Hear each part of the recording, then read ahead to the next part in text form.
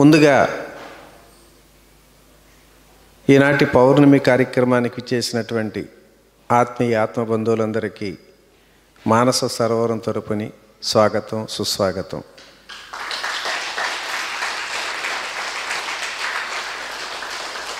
మీ అందరికీ తెలుసు, ప్రతి పౌర్ణమికి అమావాస్యకి కూడా ధ్యాన జ్ఞాన సత్సంగాలు జరుపుకోవటం, అందులో భాగంగా ఒక్కొక్క రోజు ఒక్కొక్క సీనియర్ మాస్టర్ని మనం ఇన్వైట్ చేయటం జరుగుతుంది. అలాగే ఈరోజు ఏదో సినిమాలో కనుక ఏదో చెప్తూ ఉంటారు, ఒకే టికెట్ పై 2 సినిమాలు అన్నట్టు ఈరోజు ఒకే రోజు 2 మాస్టర్ల యొక్క అనుభవాలు మీరు తెలుసుకోవటానికి ఒక చక్కటి అవకాశం పౌర్ణమి రోజుని. ముందుగా ఎప్పుడు ఎక్కడా చెప్పనటువంటి ఒక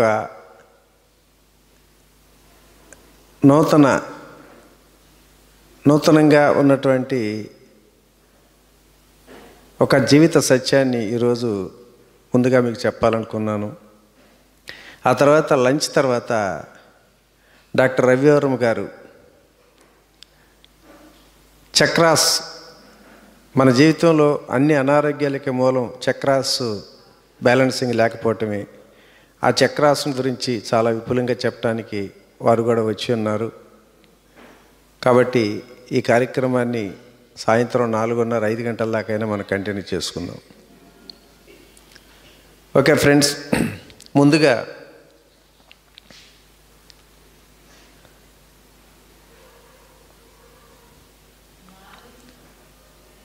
వికసించే పుష్పం నేర్పింది తనలా అందంగా ఉండమని,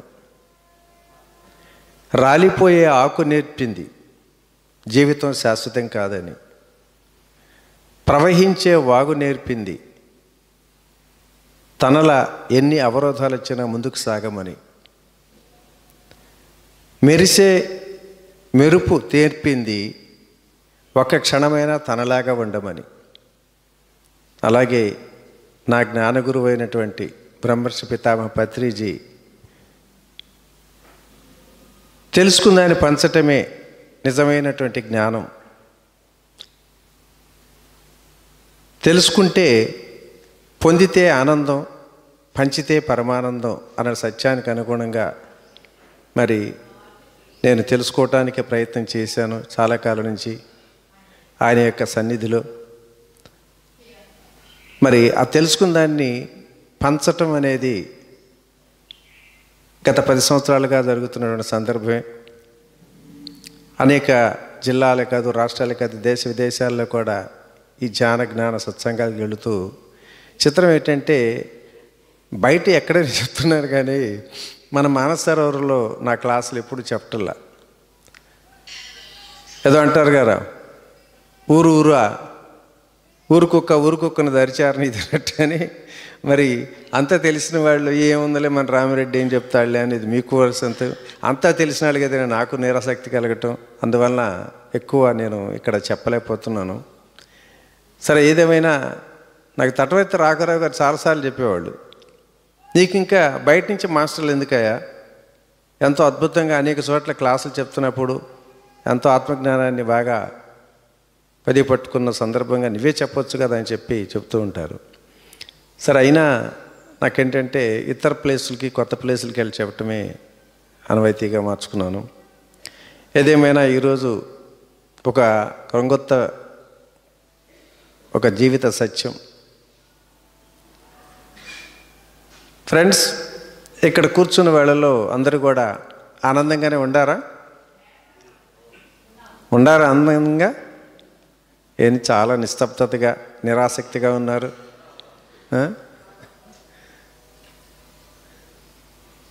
ఆనందంగా ఉన్న వాళ్ళు ఎలా ఉంటారండి? దుఃఖంలో ఉన్న వాళ్ళు ఏం చేస్తుంటారు? దుఃఖంలో ఉన్నవాళ్ళు ఏడుస్తూ ఉంటారు కదా. మరి ఆనందంగా ఉన్నాళ్ళు ఏది ఎక్కడ నువ్వు కనపట్టాలా?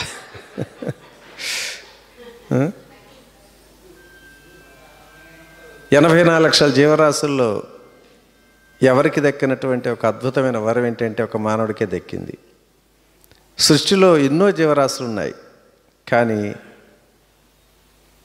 నవ్వు అనేది ఒక్క మానవుడికే పెద్ద వరం.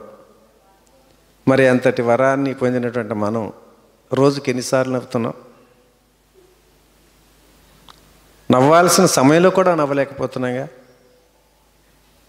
కారణాలు ఉండి కూడా నవ్వలేకపోతున్నాం. ఏ కారణం లేకపోయినా పసిపాప రోజుకి 40,000 సార్లు నవ్వుతుందంట. మరి మనకి కారణాలు ఉండి కూడా మనం నవ్వలేకపోతున్నాం. కాబట్టి ఒకసారి అందరూ కూడా గట్టిగా నవ్వండి.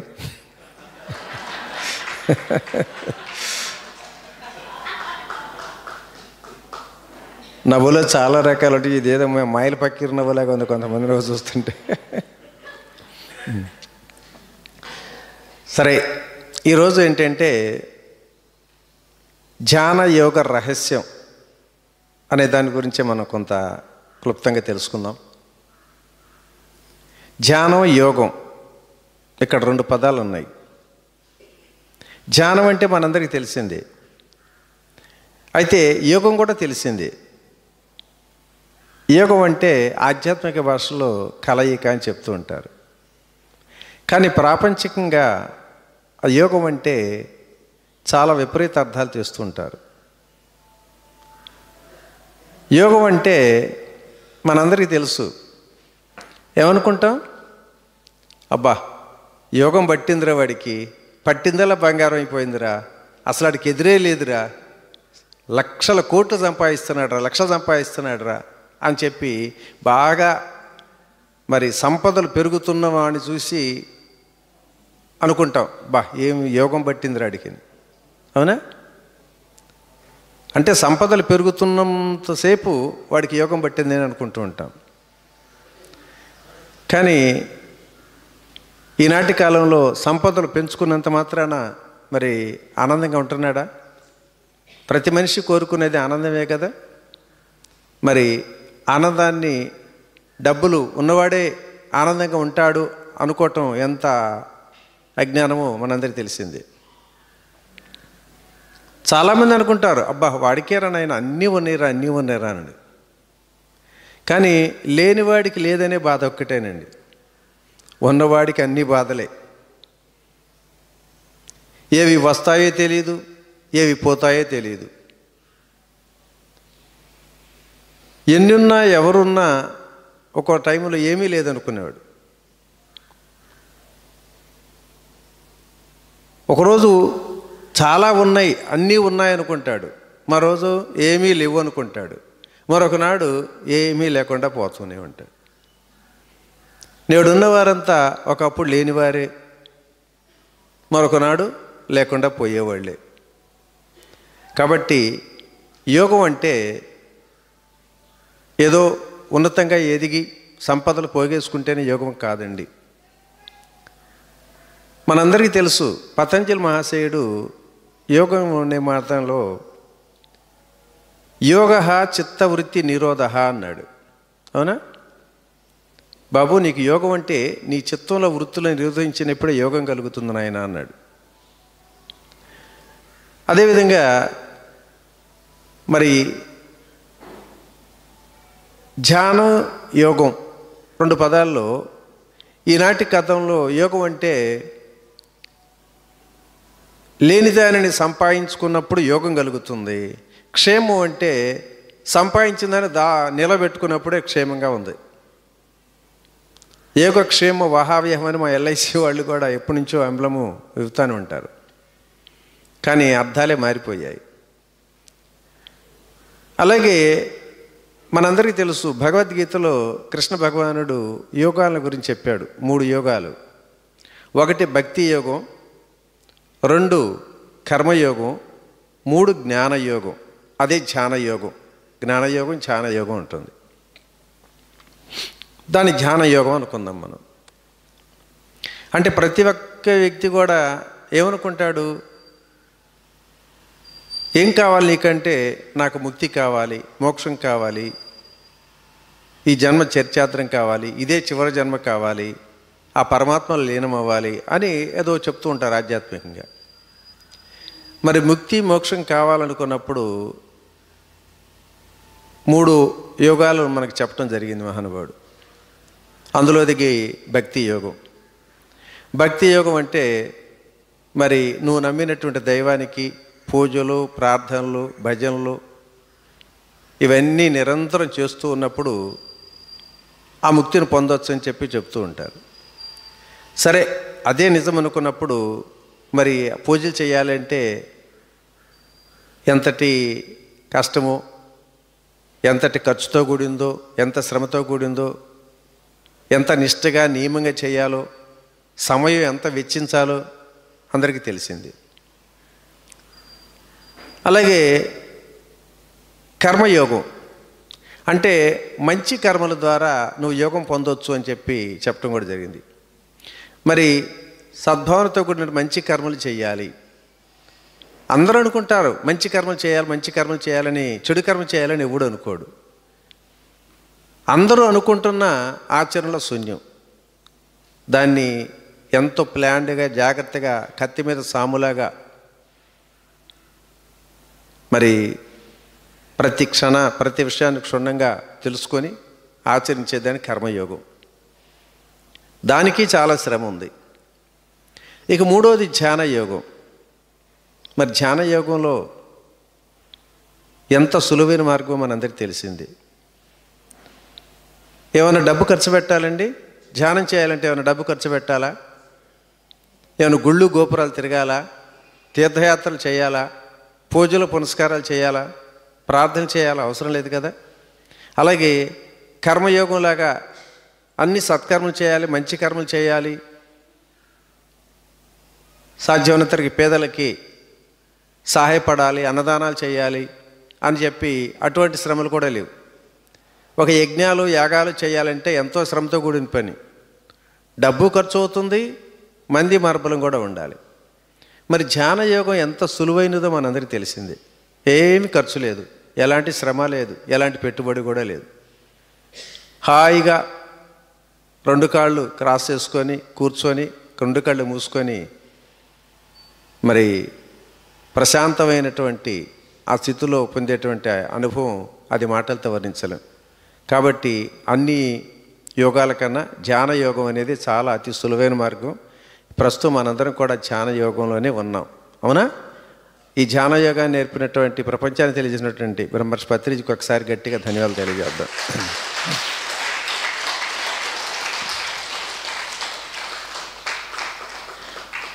అలాగే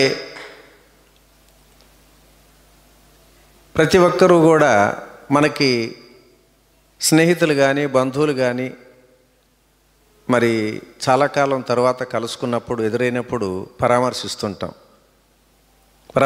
కదా. ఏమంటాం వాళ్ళని? ఏమండి బాగున్నారా? ఇదేగా మనం అందుకే ఇది ఎవరు గెలిచినా.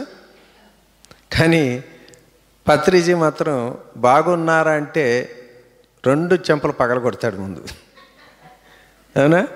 ఆయన ముందు బాగున్నారని అనకూడదు. బాగున్నారా అంటే నేను చెడిపోయానా అంటాడు ముందు. సో బాగున్నారా అని మనం అందరినీ ప్రశ్నిస్తున్నాం. ఆయన ఏం చెబుతాడండి? ఏదో ఉన్నావాలండి, అలా సాగిపోతుంది, నడుస్తూ, పర్వాలా, చాలా ఆనందంగా ఉన్నాం, హ్యాపీగా ఉన్నాం, సంతోషంగా ఉన్నాం, బాగున్నాం అని కాన్ఫిడెంట్గా చెప్తారు ఎవరైనా? ఏదోలేండి అలా ఉన్నాం అన్నట్టు ఈ ప్రపంచంలో మొయ్యలేని భారానంతా ఈడొక్కడే మోస్తున్నట్టుగా ఏదో నిరాశగా, నిరాసక్తులు చెప్తూ ఉంటాడు. చిత్రం ఏంటంటే, మా ఫ్రెండ్ ఒక ఆయన ఉండాడు, వైశాస్, వ్యాపారంలో బాగా కోట్లు సంపాదించాడు, అన్నీ బాగున్నాయి. ఆయన కూడా అడిగినా ఏదో అలా ఉన్నావులేండి అంటాడు. ఏమయ్యా నీకు అసలు ఏం తక్కువ అయింది? అంతా బాగుంది కదా, ఆర్థికంగా కానీ అనారోగ్య సమస్యలు లేవు, ఆరోగ్య రీత్యా ఆర్థికంగా కుటుంబ బంధాలు అన్నీ బ్రహ్మాండంగా ఉండవు కదా, కాన్ఫిడెంట్గా చెప్పొచ్చు కదా. ఆ ఊరుకో రెడ్డి గారు, అలా చెప్తే దిష్టి తగులుద్దండి. దిష్టి తగులుద్ది? దిష్టి తగులుద్దా? అలాంటి వాళ్ళు కూడా ఉన్నారు. సరే, ఈరోజు మనం ప్రశ్నించుకుందాం. అసలు బాగున్నారా అని ఎదటి వాళ్ళని ప్రశ్నించే బదులు ఈరోజు ఎవరికి వాళ్ళు అసలు నేను బాగున్నానా, నేను ఎలా ఉన్నాను అని మనం ప్రతి ఒక్కరు ప్రశ్నించుకుందాం. ప్రశ్నించుకుంటారా? సరే, నేను బాగున్నా అని ప్రశ్న వేసుకున్నప్పుడు అసలు ఏముంటే బాగున్నట్టు? నాకేముంది, ఏం లోటు ఉంది, ఏమి లేదు, ఏం కావాలి, ఏదుంటే నేను బాగున్నట్టు అనేది ప్రశ్న వేసుకోండి ఎవరికి వారే. అందరూ ప్రశ్న వేసుకున్నప్పుడు ముందు తెలిసేది ఏంటండి? ఆరోగ్యం. శరీరానికి ఎలాంటి జబ్బు లేకుండా పరిపూర్ణటువంటి ఆరోగ్యం ఉంటే అమ్మయ్య నేను బాగానే ఉన్నానులే అనుకుంటారు. ఆ తర్వాత రెండోది డబ్బు, సంపదలు పెరుగుతూ డబ్బుకి ఎప్పుడు ఏ సమయంలో ఏది ఖర్చు పెట్టడానికి కూడా ఎంతైనా సరే డబ్బు చేతిలో పుష్కలంగా ఉంటే అమ్మయ్య పర్వాలేదు, ఆర్థికంగా నాకు బాగానే ఉంది, నా దగ్గర డబ్బులు ఉన్నాయి, అవసరమైతే దేనికైనా ఖర్చు పెట్టడానికి సిద్ధంగా ఉన్నా అని చెప్పి ఆర్థికంగా సంపద ఉంటే అప్పుడు కూడా బాగున్నట్టు. అంతేనా? ఇక మూడో విధంగా ఇంకొక రకమైన బాగుంటాం ఏంటి? కుటుంబ సమస్యలు. కుటుంబంలో భార్య బిడ్డలు అందరూ కూడా గొడవలు లేకుండా కలిసిమెలిసి ఉంటే అది కూడా బాగున్నట్టు కింద లెక్క. అవునా? ఇంతేనా? ఇంకేమైనా ఉన్నాయా? ఆరోగ్యంగా ఉండాలి, ఆర్థికంగాను బలంగా ఉండాలి, పుష్టిగా ఉండాలి, కుటుంబ బంధాలు కూడా బాగా ఉండాలి. ఈ మూడు ఉంటే బాగున్నట్టే కదా. ఇంకేమైనా ఉన్నాయా? ఇంకేమీ లేవు. సరే, ఒక్కొక్కటి పరిశీలించుకుంటూ వద్దాం. నిజానికి సంపదలు ఉన్నంత మాత్రాన, ఆస్తులు ఉన్నంత మాత్రాన అందరూ కూడా హ్యాపీగా ఉంటున్నారా? లేరు కదా. కోట్లకు అధిపతి అయినా మరి వాడు పడేటువంటి ఆవేదన, ఆందోళన, వాడి బాధలు చూస్తే అమ్మో పగవాడికి కూడా వద్దురా అన్నట్టుగా ఉంటాయి. చాలామంది గమనించే ఉంటారు మీరు. ఆస్తులు ఉన్నంత మాత్రాన సంతోషంగా ఆనందంగా ఉన్నామనేది అనుకోవటానికి వెళ్ళేది బాగున్నట్టు కాదు. సరే, దాన్ని పక్కన పెడదాం. ఇక రెండోది ఆరోగ్యం. అవునా?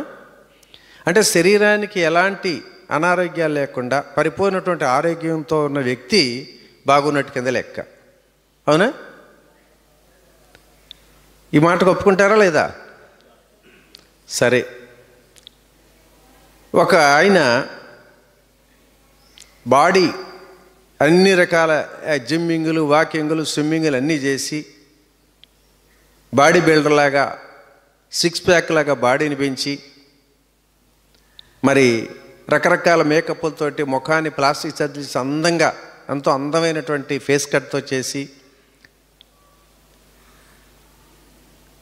ఎలాంటి జబ్బులు లేని స్థితిలో, ఏ రోగాలు లేని స్థితిలో చాలా ఫిజికల్గా బ్రహ్మాండంగా ఉన్నటువంటి వ్యక్తి మనసు సరిలేకపోతే, మనసు భయం, ఆందోళనలో, దుఃఖం, డిప్రెషన్లో, యాంగ్జైటీలతో ఉంటే అది నిజంగా అది బాగున్నట్టేనా? ఉన్నాయా? బాగున్నట్టేనా?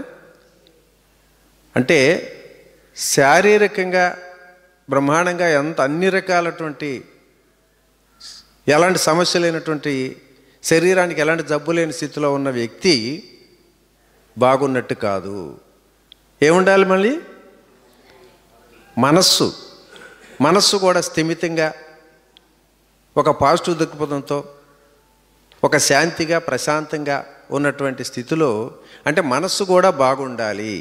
అంతే కదా. శరీరమే కాదు, ఇక్కడ మనస్సు కూడా బాగుండాలి. అవునా? ఈ రెండు బాగున్నప్పుడు బాగున్నట్టు లెక్కేనా? చెప్పాలి. మీరు కూడా నాతో పాటు కలుస్తూ నడుస్తురండి. కుటుంబ బంధాలు చెప్పుకున్నాగా. ఆ ఆర్థికమైనటువంటి అంతస్తులు, సంపదలు అన్నీ ఉండి కుటుంబ బంధాలు కూడా బాగానే ఉన్నాయి. కానీ శరీరానికి అన్ని రకాల జబ్బులు, ఆడు బాగోలేదు. సరే, శరీరానికి కూడా ఎలాంటి జబ్బు లేకపోయినా ఫిజికల్గా బ్రహ్మాండంగా ఎక్సర్సైజ్ చేస్తూ అంత బాగా సంపాదించిన మరి మనసు సరిలేనప్పుడు బాగోలేదు కాబట్టి మనస్సు కూడా బాగుండాలి. అవునా? సరే, మనస్సు కూడా బాగుంది, ఆర్థికంగానే ఉన్నాడు, కుటుంబ బంధాలు బాగుంటాయి, మరి ఎలాంటి కుటుంబ సమస్యలు కూడా లేవు, అలాగే ఫిజికల్గా బ్రహ్మాండంగా స్ట్రెంగ్తీగా ఉన్నాడు, ఎలాంటి అనారోగ్య సమస్యలు లేవు, మనసు కూడా చాలా ప్రశాంతంగా, ఎలాంటి భయాలు ఆందోళనలు ఒత్తిళ్ళు లేనటువంటి ఒక నిర్మల స్థితిలో కూడా బాగుంది. అవునా? ఈ స్థితిలో ఉన్న వ్యక్తి బాగున్నట్టేనా? ఏం మాట్లాడరు? ఇక ఇంతకన్నా ఇంకేం కావాలి? బాగున్నట్టే కదా, చెప్పండి. బాగున్నట్టేనా? నా దృష్టిలో బాగున్నట్టు కాదు, బాగున్నట్టు కాదు. ఇంకేం ఉండాలి?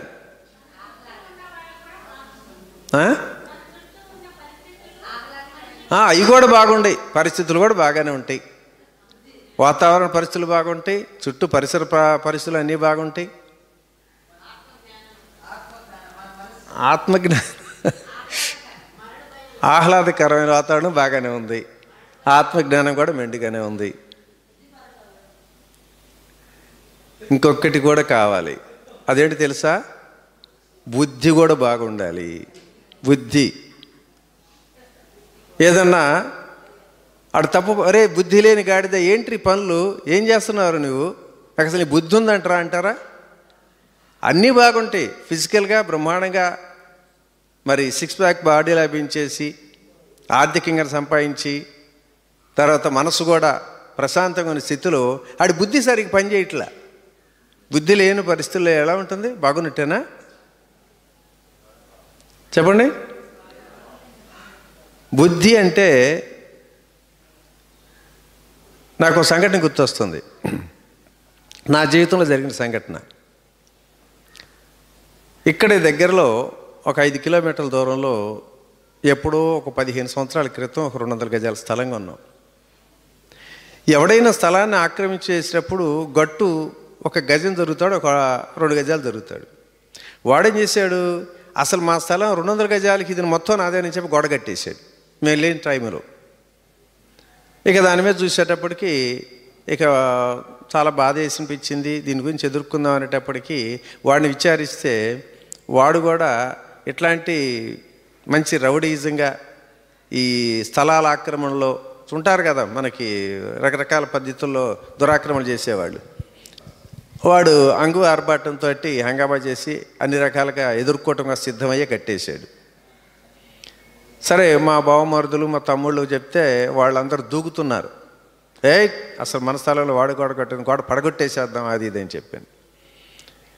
ఆ రాత్రి ఇంటికి వచ్చినాక బాగా ఆలోచించాం.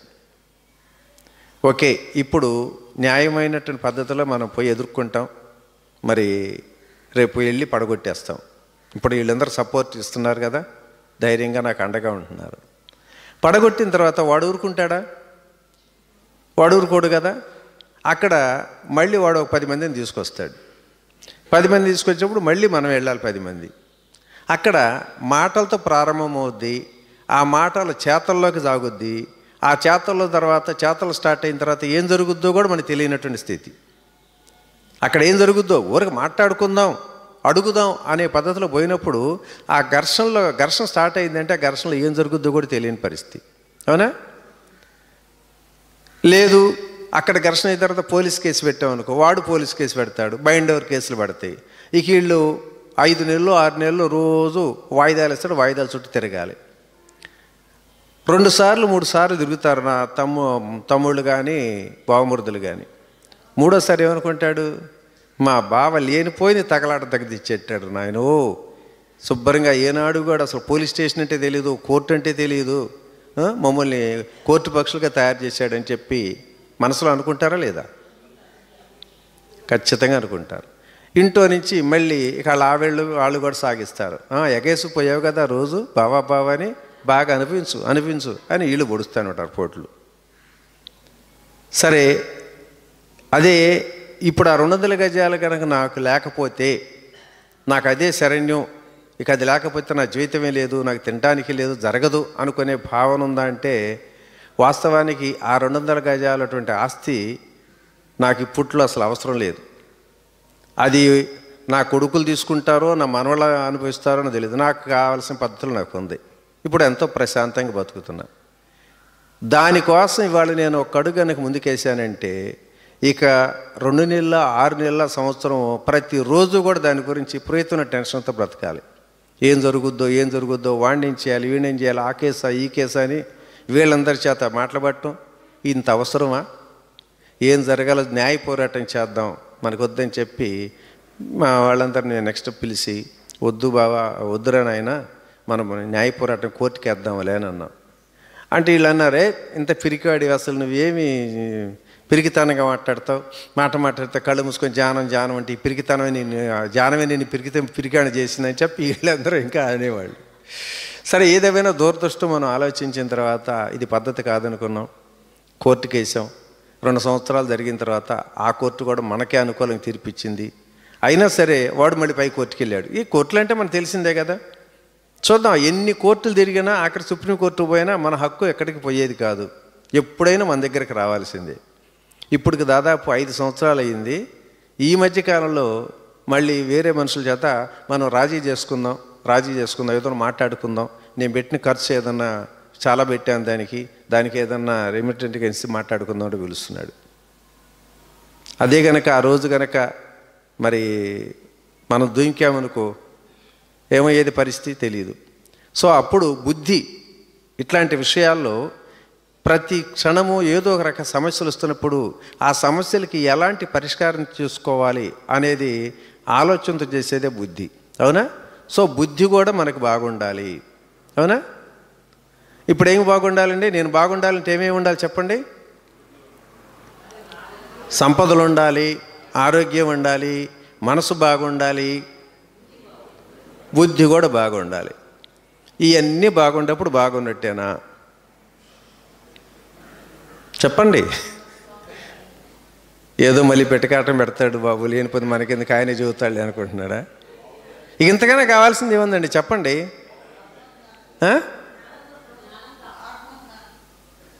ఆత్మజ్ఞానం వస్తుంది. బుద్ధి ఉన్నప్పుడు ఆత్మజ్ఞానం వచ్చేస్తుంది కదే. ఏంటి చక్రాస? విచక్షణ జ్ఞానం అంటే బుద్ధే కదా. మంచి చెడుని విశీకరించి చెప్పేది బుద్ధేగా.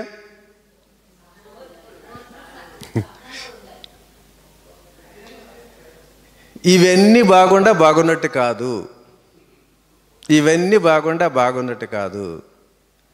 ఇంకొకటి ఉంది. అదేమిటి తెలుసా? మన చిత్తము కూడా బాగుండాలి. చిత్తం అనే పదం విన్నారా?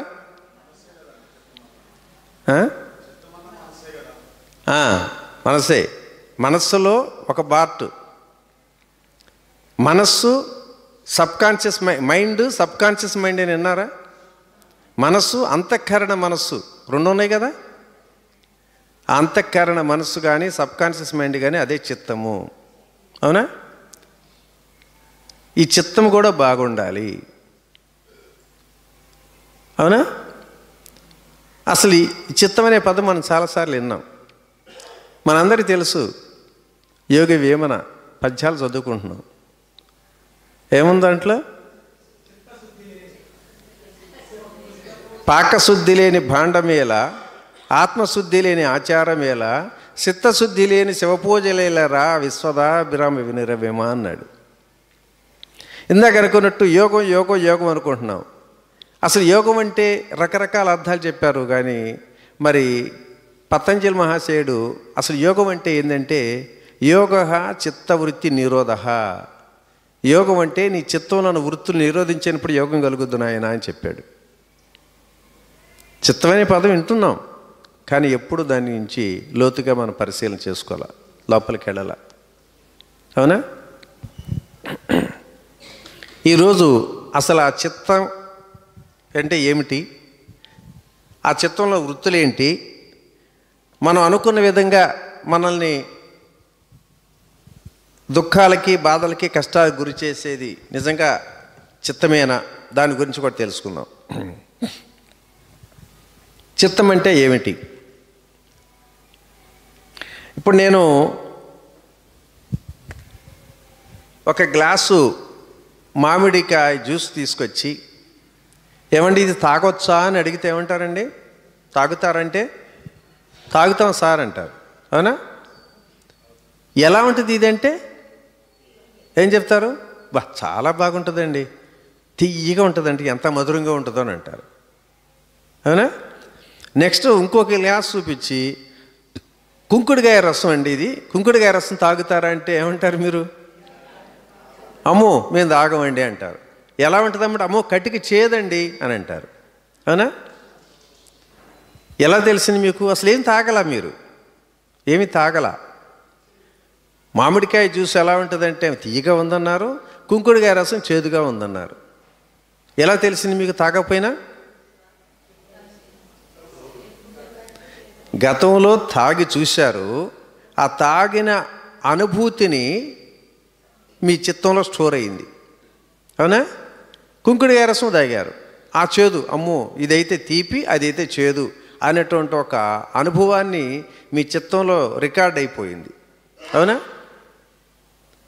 రికార్డ్ అయిపోతే ఇక అది ఎన్నిసార్లు చెప్పినా, ఇక్కడ అడిగినా, ఇంకోసారి అడిగినా, ఇంకొక 4 నెలల తర్వాత అడిగినా ఇదే చెప్తారు, కానీ మార్చరు కదా. మీ చిత్తంలో రికార్డ్ అయినటువంటి అనుభవాన్ని ఎదుటి పరిస్థితిలో మారదు, అవునా?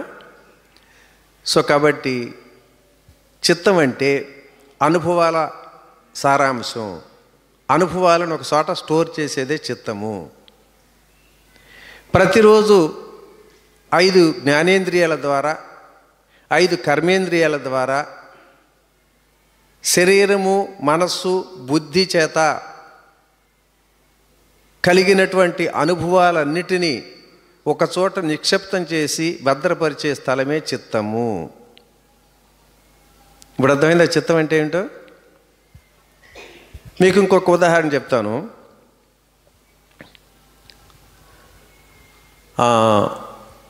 ఏమా నిన్న పొద్దున్న భోజనం చేసావు కదా నువ్వే ఏం కూర ఒకసారి చెప్పు.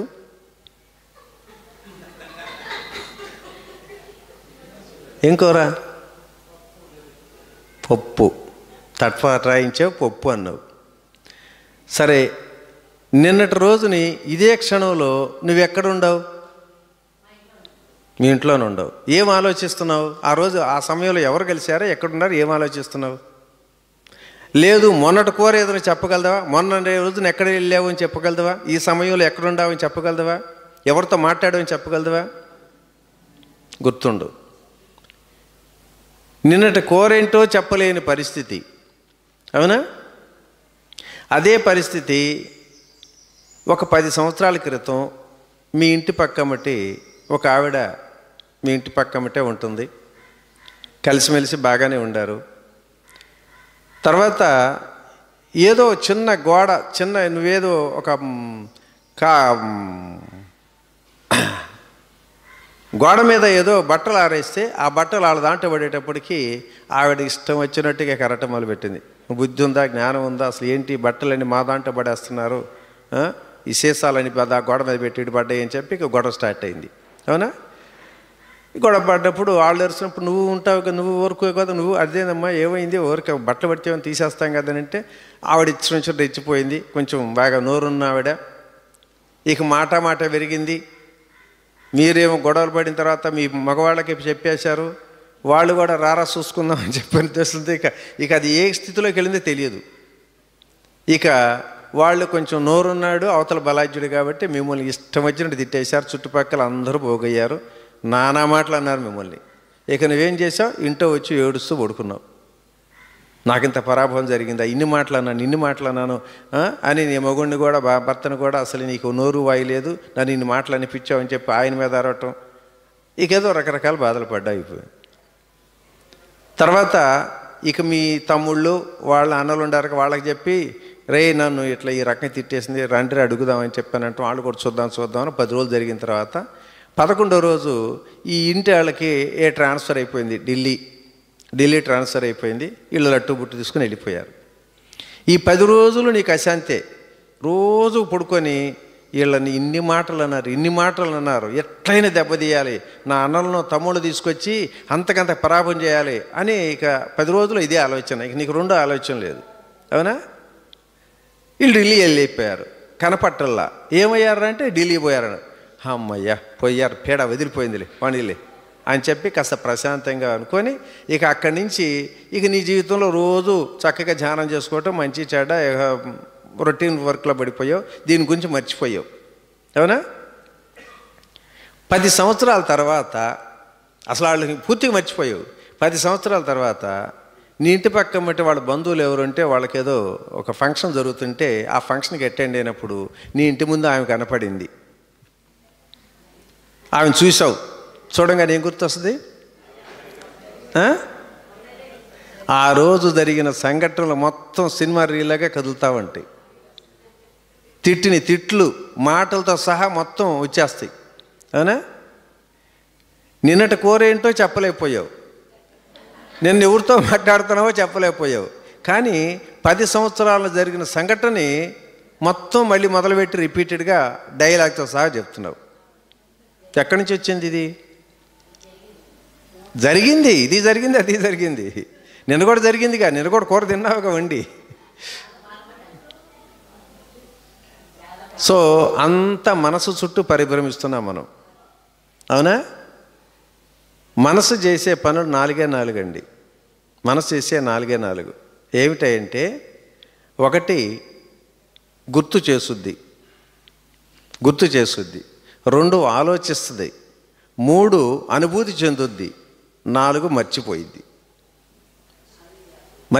మనసు మర్చిపోయిద్ది.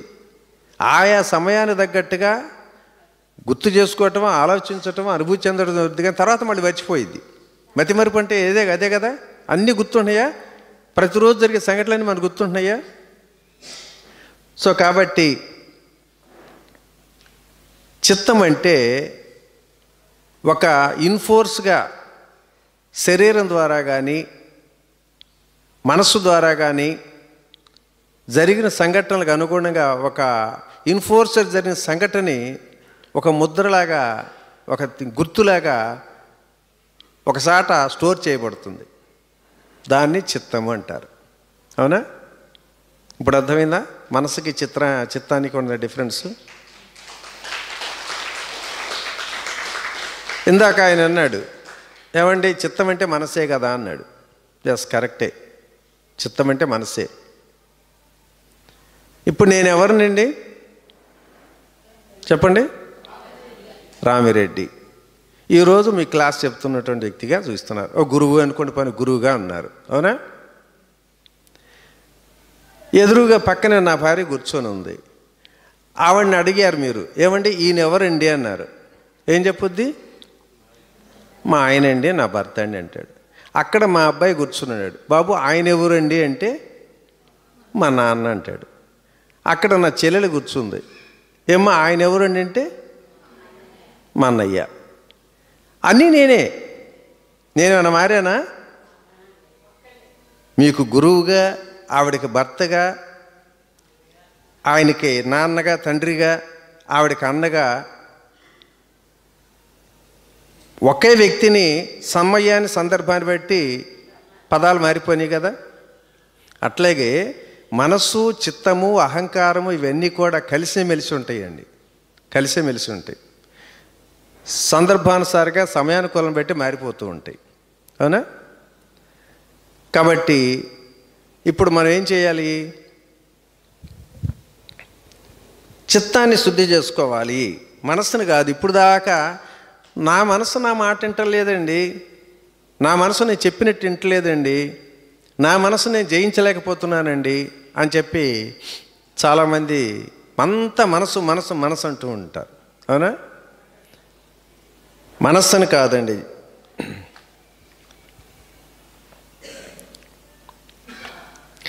మన చిత్తంలో అసలు ఎలాంటి భావాలు ఉన్నాయో, ఎలాంటి అనుభవాలు ఉన్నాయో దాని తగినట్టుగానే మనకి జీవితం నడుస్తూ ఉంటుంది. భక్తి అనే ఒక భావన కనుక మన చిత్తంలో లేకపోతే అసలు భక్తిని గురించి మనకేమైనా అనుభూతి ఉంటుందా, అనుభవం ఉంటుందా? ప్రేమ, కరుణ, ధర్మం, న్యాయం, నీతి అనే భావం లేకపోతే ఆ మనిషిలో ఎప్పుడైనా కూడా దయార్థ హృదయంతో ఉంటాడా? అంటే మన చిత్తంలో ఎలాంటి భావాలు ఉన్నాయో దాని తగినట్టుగా మనకి జీవితంలో ప్రతి సంఘటన దాన్ని అనుసరిస్తూ నడుస్తుంటాం. ఇప్పుడు చిన్న ఎగ్జాంపుల్, ఇప్పుడు ఒక రోడ్డును పోతున్నప్పుడు ఒక యాక్సిడెంట్ జరిగింది, అవునా? యాక్సిడెంట్ జరిగింది, ఆ టైర్ కింద పడ్డాడు, తల పగిలిపోయింది, చాలా విదారకంగా, హృదయ విదారకంగా బాడీ చనిపోయింది. వెళ్ళేటప్పుడు ఆ బాడీని చూస్తుండగా మీకు ఏమనిపించింది? చూడగలదురా? అమ్మ బాబు నాయనో చూడలేకపోతున్నాను అని కళ్ళు మూసుకుంటారా లేదా? అవునా? మరి ఏదైనా చెయ్యి వెంటనే తెగేసి, ఇప్పుడు ఆవిడ చెయ్యి తెగింది పొరపాటుని, బ్లడ్ కారుతుంది, బ్లడ్ కారుతుంటే అమ్మమ్మమ్మమ్మో అని ఊరిక బాధపడుతూ, కొంతమంది అసలు ఆ బ్లడ్ కారుతుంటేనే కళ్ళు తిరిగి పడిపోతారు ఆ బ్లడ్ని చూస్తేనే, అవునా? మరి రోజు మేకలు గొర్రెలు కోసే కసాయిడి దగ్గరికి పోయి ఆ బ్లడ్ని చూపించేసి, ఆ బ్లడ్ని గురించి నీకేం బాధ లేదంటే ఏం చెబుతాడు? ఆ కోడిని కోసాడు, గిలగిలా తన్నుకుంటుంది, అది చూసి అయ్యో అయ్యో అయ్యో అని మనం అంటాము. వాడి దగ్గరికి పోతే వాడి భావనలో ఎలా ఉంటుంది? అంటే మన చిత్తంలో ఎలాంటి భావనలు ఉన్నాయో అలాంటి భావాలకు అనుగుణంగా మనం ఆ హృదయం స్పందిస్తుంది. సో మంచి భావనలు కలగాలి, ప్రేమ భావనలు కలగాలనుకున్నప్పుడు ఆ చిత్తంలో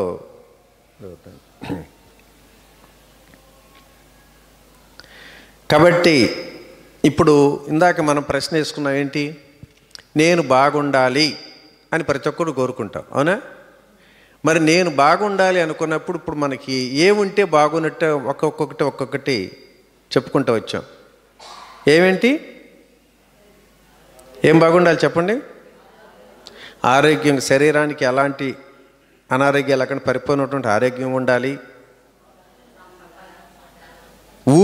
నా ఊపిరి కూడా బాగుండాలి. శ్వాస సరిగా లేకుండా ఊపిరి బిగబడి శ్వాస పీల్చుకోలేని పరిస్థితుల్లో ఉంటే హమ్మో నీరస పడిపోతాడుగా. నడవాలంటే 4 అడుగులు వేయంగానే అమ్మో నాకు నీరసం పడిపోతాడుగా. నీ ఊపిరి బాగుండాలి, నీ శరీరము బాగుండాలి, నీ ఊపిరి బాగుండాలి, నీ మనస్సు బాగుండాలి, నీ బుద్ధి కూడా బాగుండాలి. బుద్ధితో పాటు చిత్తము కూడా బాగుండాలి. ఇవన్నీ బాగుంటే నేను బాగున్నట్టు, అవునా కదా? ఇంతవరకు ఒప్పుకుంటారా? ఇంకేమైనా డౌట్ ఉంటే చెప్పండి. ఏం మాట్లాడటంలే మీరు, అట్లా సైలెంట్గా ఉంటే నాకు రాదు మాట. ఒక్కొక్కటి ముందుకు నడుచుకుంటూ పోదాం. నేను చెప్పటం మీరు వింటాం కాకుండా అందరం కలిసిమెలిసి దీని గురించి చర్చించుకుందాం, అవునా? సో కాబట్టి ఇవన్నీ బాగుండాలి, ఇవన్నీ బాగుంటే నేను బాగున్నట్టు, అంతే కదా? సరే, ఇవన్నీ బాగుంటే నేను బాగున్నట్టు. అసలు నేను ఎవరిని అది కూడా తెలుసుకోవాలా లేదా? నేను ఎవరండి మనం? ఇది మాత్రం తెలుసు.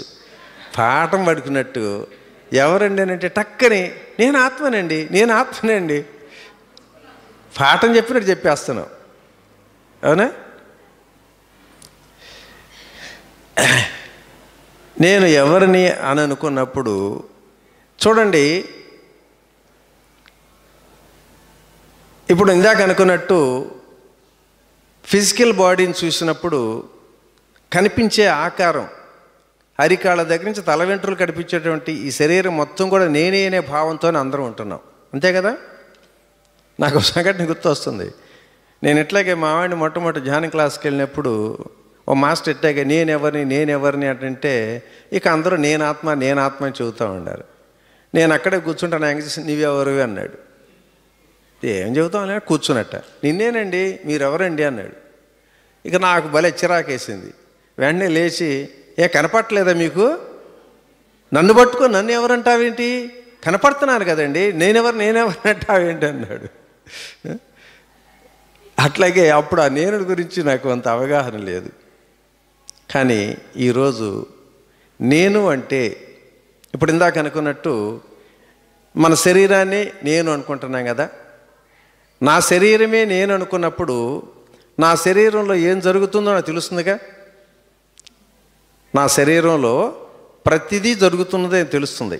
అంటే ఇక్కడేంటి, ఏదైనా ఒక విషయం తెలుసుకోవాలనుకుంటే తెలుసుకునేవాడు ఉండాలి, తెలియబడే వస్తువు ఉండాలి, రెండు ఉండాలి. అంటే చూసేది చూడబడేది రెండు ఉంటేనే తెలుస్తుంది. ఇక్కడ నా శరీరంలో ఏం జరుగుతుందో నాకు ప్రతి క్షణము తెలుస్తుంది అన్నప్పుడు నా శరీరం వేరు, నేను వేరు. అవునా? అట్లాగే నా మనసు ఎలా ఆలోచిస్తుంది, నా మనసు ఎలా స్పందిస్తుంది అనే విషయం మనకు తెలుస్తుంది. నా మనస్సు అంటున్నాం, నేను కాదు, నా మనస్సు.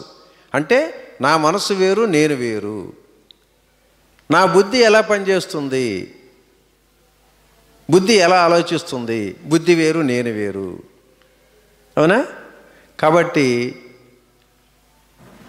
నేను శరీరం కాదు, మనస్సు కాదు, బుద్ధి కాదు, మరి చిత్తము కాదు, ఇవన్నీ కాదు. వీటన్నిటికీ సపరేట్గా నేనున్నాను. మరి ఆ నేను ఎవరు?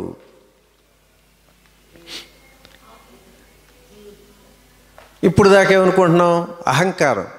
నేనంటే నేను రామిరెడ్డిని, నేను ఒక భార్యకి భర్తను, ఒక బిడ్డకి తండ్రిని, ఒక ఎమ్మెల్యేని, ఒక ఎంపీని, ఒక మంత్రిని, ఇట్లా వీటన్నిటికీ ఆపాదించుకొని నేనులు ఇరుక్కుపోతున్నాం.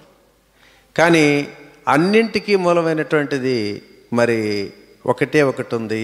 అదే ఇందాక మీరు అన్నట్టు ఆత్మ. ఆత్మ అనేది అన్నిటికీ ఉంటుంది. అవునా? అసలు ఆత్మ అనేది నిజంగా ఒక ఎటర్నల్ కరెంట్ లాంటిది. ఆత్మ లేనిదే అసలు మనం లేనేలేం. ఆత్మ లేనిదే మనం లేం. మీకు చిన్న ఎగ్జాంపుల్, ఇప్పుడు ఆ లైట్ ఎలా వెలుగుతుంది, ఆ ఫ్యాన్ ఎలా తిరుగుతుందని అడిగితే ఏం చెప్తారు? కరెంటు ద్వారానేనా? కాదనే వాళ్ళు ఎవరు ఉన్నట్టు చెప్పండి. అందరు చెప్తున్నారు కదా, అందరు కరెంటు ద్వారా తిరుగుతుంది, లైట్ కరెంటు ద్వారా వెలుగుతుంది. ఒకసారి కరెంటు చూపించుండమ్మా నాకు. ఒకసారి కరెంటు ఎర్రగా ఉంటుందా, పచ్చగా ఉంటుందా, సన్నగా ఉంటుందా, లావుగా ఉంటుందా? ఒకసారి చూపించండి. చూపిస్తారా? కరెంటుతో తిరుగుతున్న సత్యం అందరికీ తెలుసు. కానీ ఆ కరెంటుకి రంగు లేదు, రూపం లేదు, రుచి లేదు, వాసన లేదు, ఏమీ లేవుగా. కానీ కరెంటే. అట్లాగే మనం కూడా ఆత్మలమే. ఈ ఆత్మకి రంగు, రుచి, వాసన, రూపం ఏమీ ఉండదు. ఆ కరెంటు ఎలా కనపడదో ఈ ఆత్మ కూడా కనపడదు. కానీ కరెంటుకి పవర్ ఉందా లేదా? ఆ కరెంటు ద్వారా ఎన్ని రకాలటువంటి మ్యాజిక్లను చేయొచ్చు. అవునా?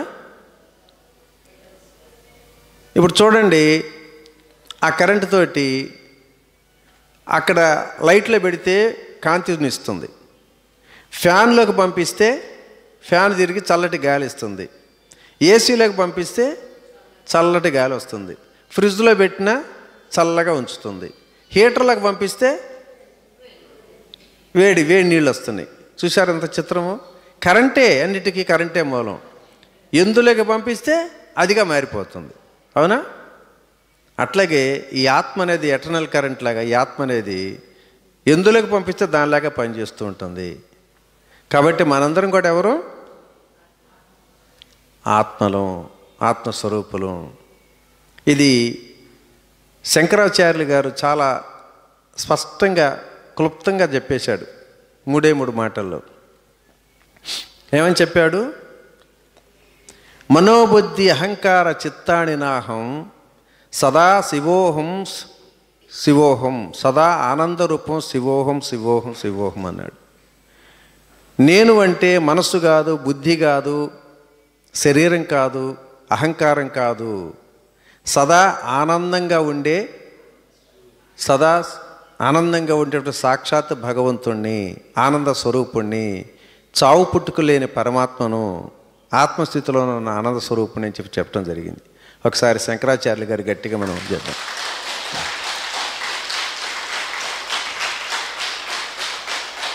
సరే, బాగానే ఉంది. నేను ఆత్మను అన్న సంగతి మనకి ఎరుకలోకి వచ్చింది కదా. అయితే ఈ ఆత్మ ఆత్మ అని అంటున్నాం, ఈ ఆత్మను తెలుసుకోవటం ఎలా? ఈ ఆత్మ ద్వారా ఏమైనా పని చేయాలంటే ఎలా? ఈ ఆత్మను తెలుసుకోవాలి, ఈ ఆత్మ ఏదైనా పని చేయాలంటే ఈ ఆత్మకి ఏముండాలి? స్పృహ ఉండాలి. స్పృహ, ఎరుక. ఆత్మకి స్పృహ ఉంటే ఆత్మగా ఏ పని చేయొచ్చు. ఇప్పుడు నేను గాఢ నిద్రలో పడుకున్నానండి, పడుకొని నిద్రపోతున్నాను. అప్పుడు నేను ఆత్మనే కాదా? ఆత్మనే కదా, నేను ఆత్మనే. కానీ నేను ఏమైనా పని చేయగలుగుతున్నా?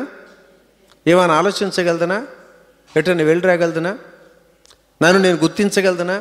నా పేరు రామిరెడ్డి, నేను మానసరోవరం ఆశ్రమం, లేకపోతే పలానా భార్యకి భర్తను అని చెప్పేటువంటి జ్ఞానం కూడా నాకు ఉంటుందా? ఆత్మే, ఆత్మ నిరంతరం ఉంటుంది. కానీ ఈ ఆత్మ ఏదైనా విషయం తెలుసుకోవాలంటే స్పృహ ఉండాలి. స్పృహ ఉండాలి. ఆ స్పృహ అనేది ఒక శక్తి. అంటే ఆత్మ స్పృహ, ఆత్మ శక్తి. ఆత్మశక్తి ప్రతి ఒక్కరికి ఈ రెండు ఉన్నప్పుడే ఏదైనా చేయగలదు, ఏదైనా తెలుసుకోగలదు. కాబట్టి ఆత్మ అని ఒక ఆత్మకే కాదు, ఆత్మకి స్పృహ కూడా ఉండాలి. ఆత్మశక్తి అదే అంటారు. ఈ ఆత్మశక్తి ద్వారా ఏదైనా పని సాధించవచ్చు. అవునా? అయితే ఆత్మ అనేది అందరికీ సమానమే, ఆత్మకి అందరికీ సమానమే. కానీ ఆ స్పృహ అనేది మనిషికి మారిపోతుంది. స్పృహ అంటే అవేర్నెస్, ఎరుక.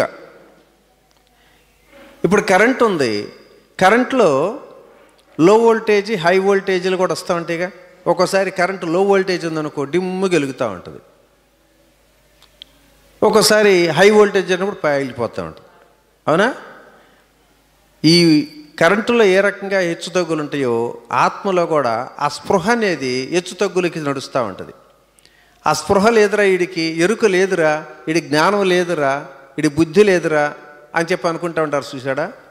అంటే ఆ స్పృహ ఎంత తక్కువగా ఉంటే అసలు తనను తాను గుర్తించుకోలేనంతటువంటి అజ్ఞానంలో పడిపోతున్నాడు. కాబట్టి ఆ స్పృహ అనేది తప్పనిసరిగా ఉన్నప్పుడే మనం ఆత్మ ద్వారా ఏదైనా చేయగలదు. ఇప్పుడు నా ఇంట్లో ఏసీ పెట్టుకున్నా, టీవీ పెట్టుకున్నా, మరి హీటర్ పెట్టుకున్నా, అన్నీ పెట్టుకుంటే అవి కనపడుతుందా? టీవీ పెట్టంగానే నా బొమ్మ కనపడుద్దా? ఏం పెట్టాలి దానికి? కరెంటు పెట్టాలి. అవును, కరెంటు టచ్ చేస్తేనే టీవీ బొమ్మలు కనపడుద్ది. అలాగే కరెంట్ టచ్ చేస్తేనే ఏసీ పనిచేస్తుంది. అట్లాగే ఈ ఆత్మకి, ఈ ప్రతిదానికి, ఈ శరీరానికి, అంటే ఇప్పుడు మనం ఒక ఇల్లు నివసించాలి, ఇల్లుని బ్రహ్మాండంగా కట్టుకున్నాం, స్టార్ హోటల్ లాగా అన్ని హంగులతో కట్టుకున్నాం. అవునా? అన్ని హంగులతో కట్టుకొని ఆ ఇంట్లో పోయినప్పుడు ఆ ఇంట్లో సుఖంగా సౌకర్యవంతంగా ఉండాలంటే ఆ ఇంట్లోకి కొన్ని సాధనాలు కావాలి కదా. ఎంత బ్రహ్మాండం కట్టుకున్నా ఫ్యాన్ లేకపోతే ఆ ఇంట్లో ఏమైనా సుఖంగా ఉండగలదువా? ఏసీ లేకపోతే సుఖంగా ఉండగలదువా? హీటర్, ఫ్రిడ్జ్లు అన్నీ ఉండాల్సిందే కదా. అన్నీ ఉంటేనే సుఖ సౌకర్యాలు ఉంటాయి. అట్లాగే మన దేహంలో కూడా ఆత్మ అనేది ఉన్నా మన ఒంట్లో, ఆ ఇంట్లో ఎలాంటి సాధనాలుంటే సుఖం, సౌకర్యం, విలాసవంతంగా ఉంటామో మన దేహంలో కూడా కొన్ని సాధనాలు ఉన్నాయి. ఇవన్నీ కూడా సుఖంగా సౌకర్యవంతంగా ఉండాలంటే దానికి ఎటర్నల్ కరెంట్ లాగా ఆత్మస్థితి, అంటే ఆత్మ యొక్క స్పృహ అనేది ఎంతో శక్తిగా ఉంటే అప్పుడు మనకి కోరుకున్నటువంటి పద్ధతులు తెలుస్తూ ఉంటుంది. అందరూ ఆత్మలే. ఈ ఆత్మకి స్పృహ, ఎరుక అనేది మనిషికి మారిపోతూ ఉంటుంది. కాబట్టి ఇప్పుడు నేనంటే ఎవరో తెలిసింది కదా. మరి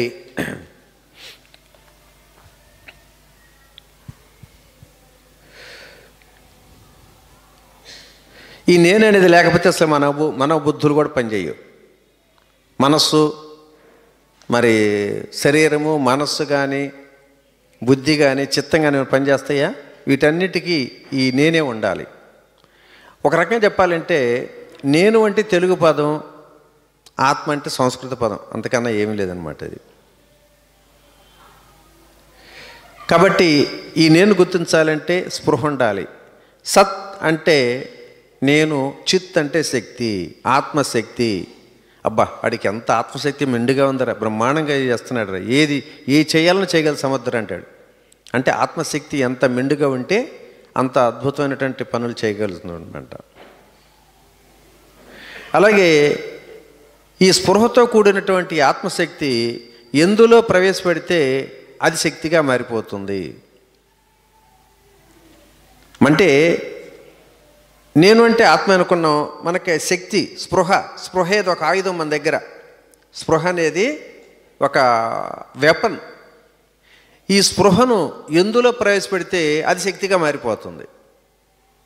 ఇప్పుడు కరెంటుకి కనుక ఫ్యాన్లోకి పోతే ఇంకో ఏసీలో పోతే ఎట్లాగో మన స్పృహ అనేది ఎందులో ప్రవేశపెడితే అదిగా మారిపోతుంది. ఇప్పుడు మనం యోగాసనాలు వేస్తున్నాం, అవునా? యోగాసనాలు వేసేటప్పుడు ఏం చెప్తారు? ప్రతి అవయము కాన్సన్ట్రేషన్గా వంగినప్పుడు నడుము మీద ఎలా ప్రెస్ చేస్తుంది, మరి వెనక వంగినప్పుడు ఎలా పనిచేస్తుంది అంటే నీ ఎరుకుని, నీ స్పృహ మొత్తాన్ని కూడా నీకు ఆ శరీరం మీద కాన్సన్ట్రేట్ చేసినప్పుడు దానికి శక్తి పెరుగుతుంది అనుకున్నాం. అది యోగాసనాలు అయిపోయింది. అదే శ్వాసను గమనిస్తూ ఆయా బ్రీతింగ్ ఎక్సర్సైజ్ చేసామనుకో దాన్ని ఏమంటారు? ప్రాణాయామం. అవునా? యోగాసనాలు, ప్రాణాయామం.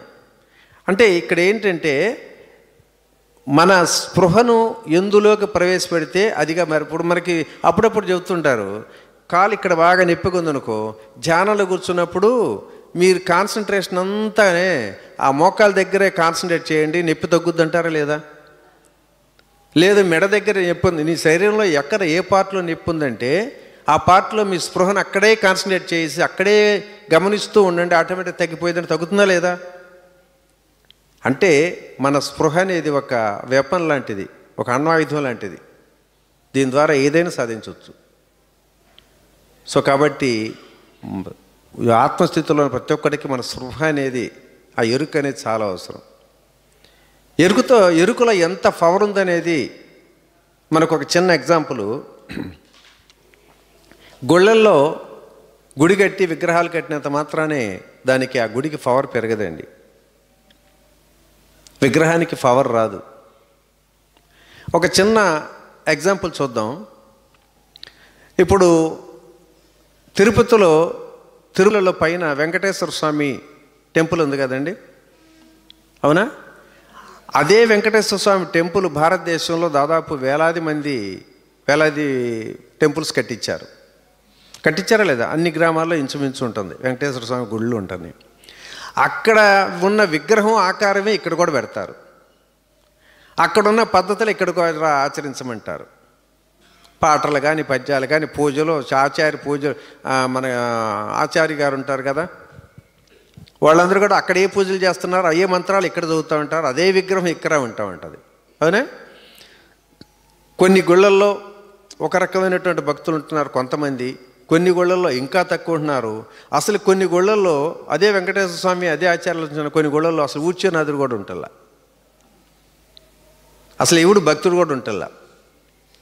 పవర్ఫుల్. అబ్బా అక్కడ ఇది హైదరాబాద్ పక్కనే ఏది చిలుకూరు పోతానంట వీసాలు వస్తాయి.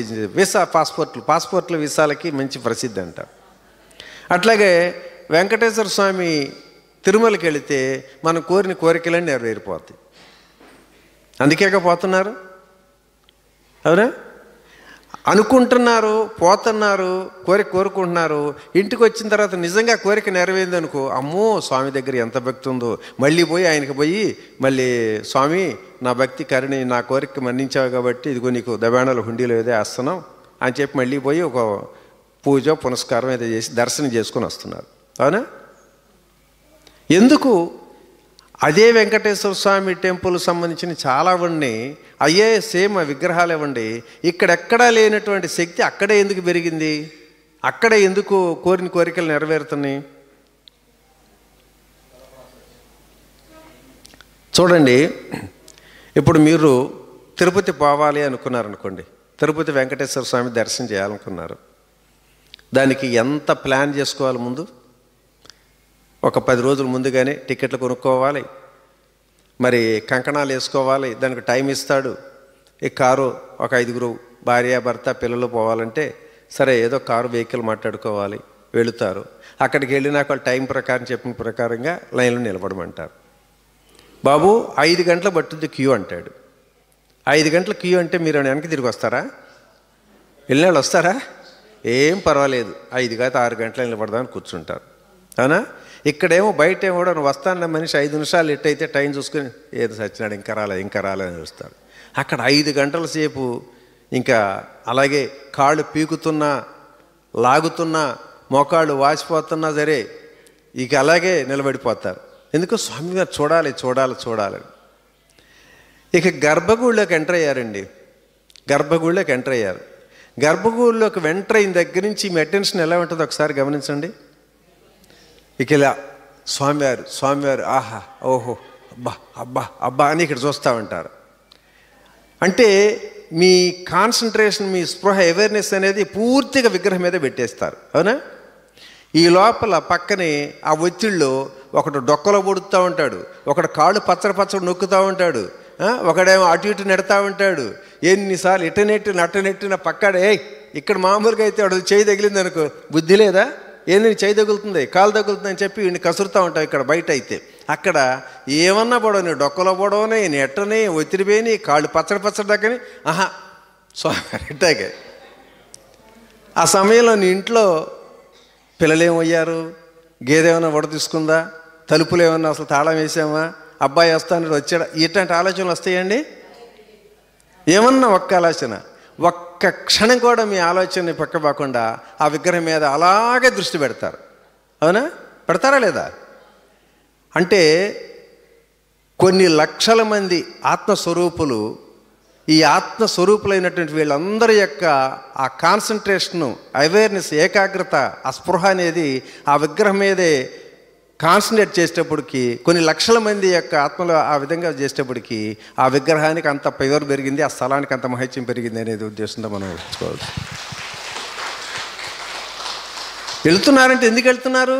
పనులు జరుగుతున్నాయే కదా, పనులు జరుగుతున్నాయి కాబట్టి పోతున్నారు అనుకుంటారు.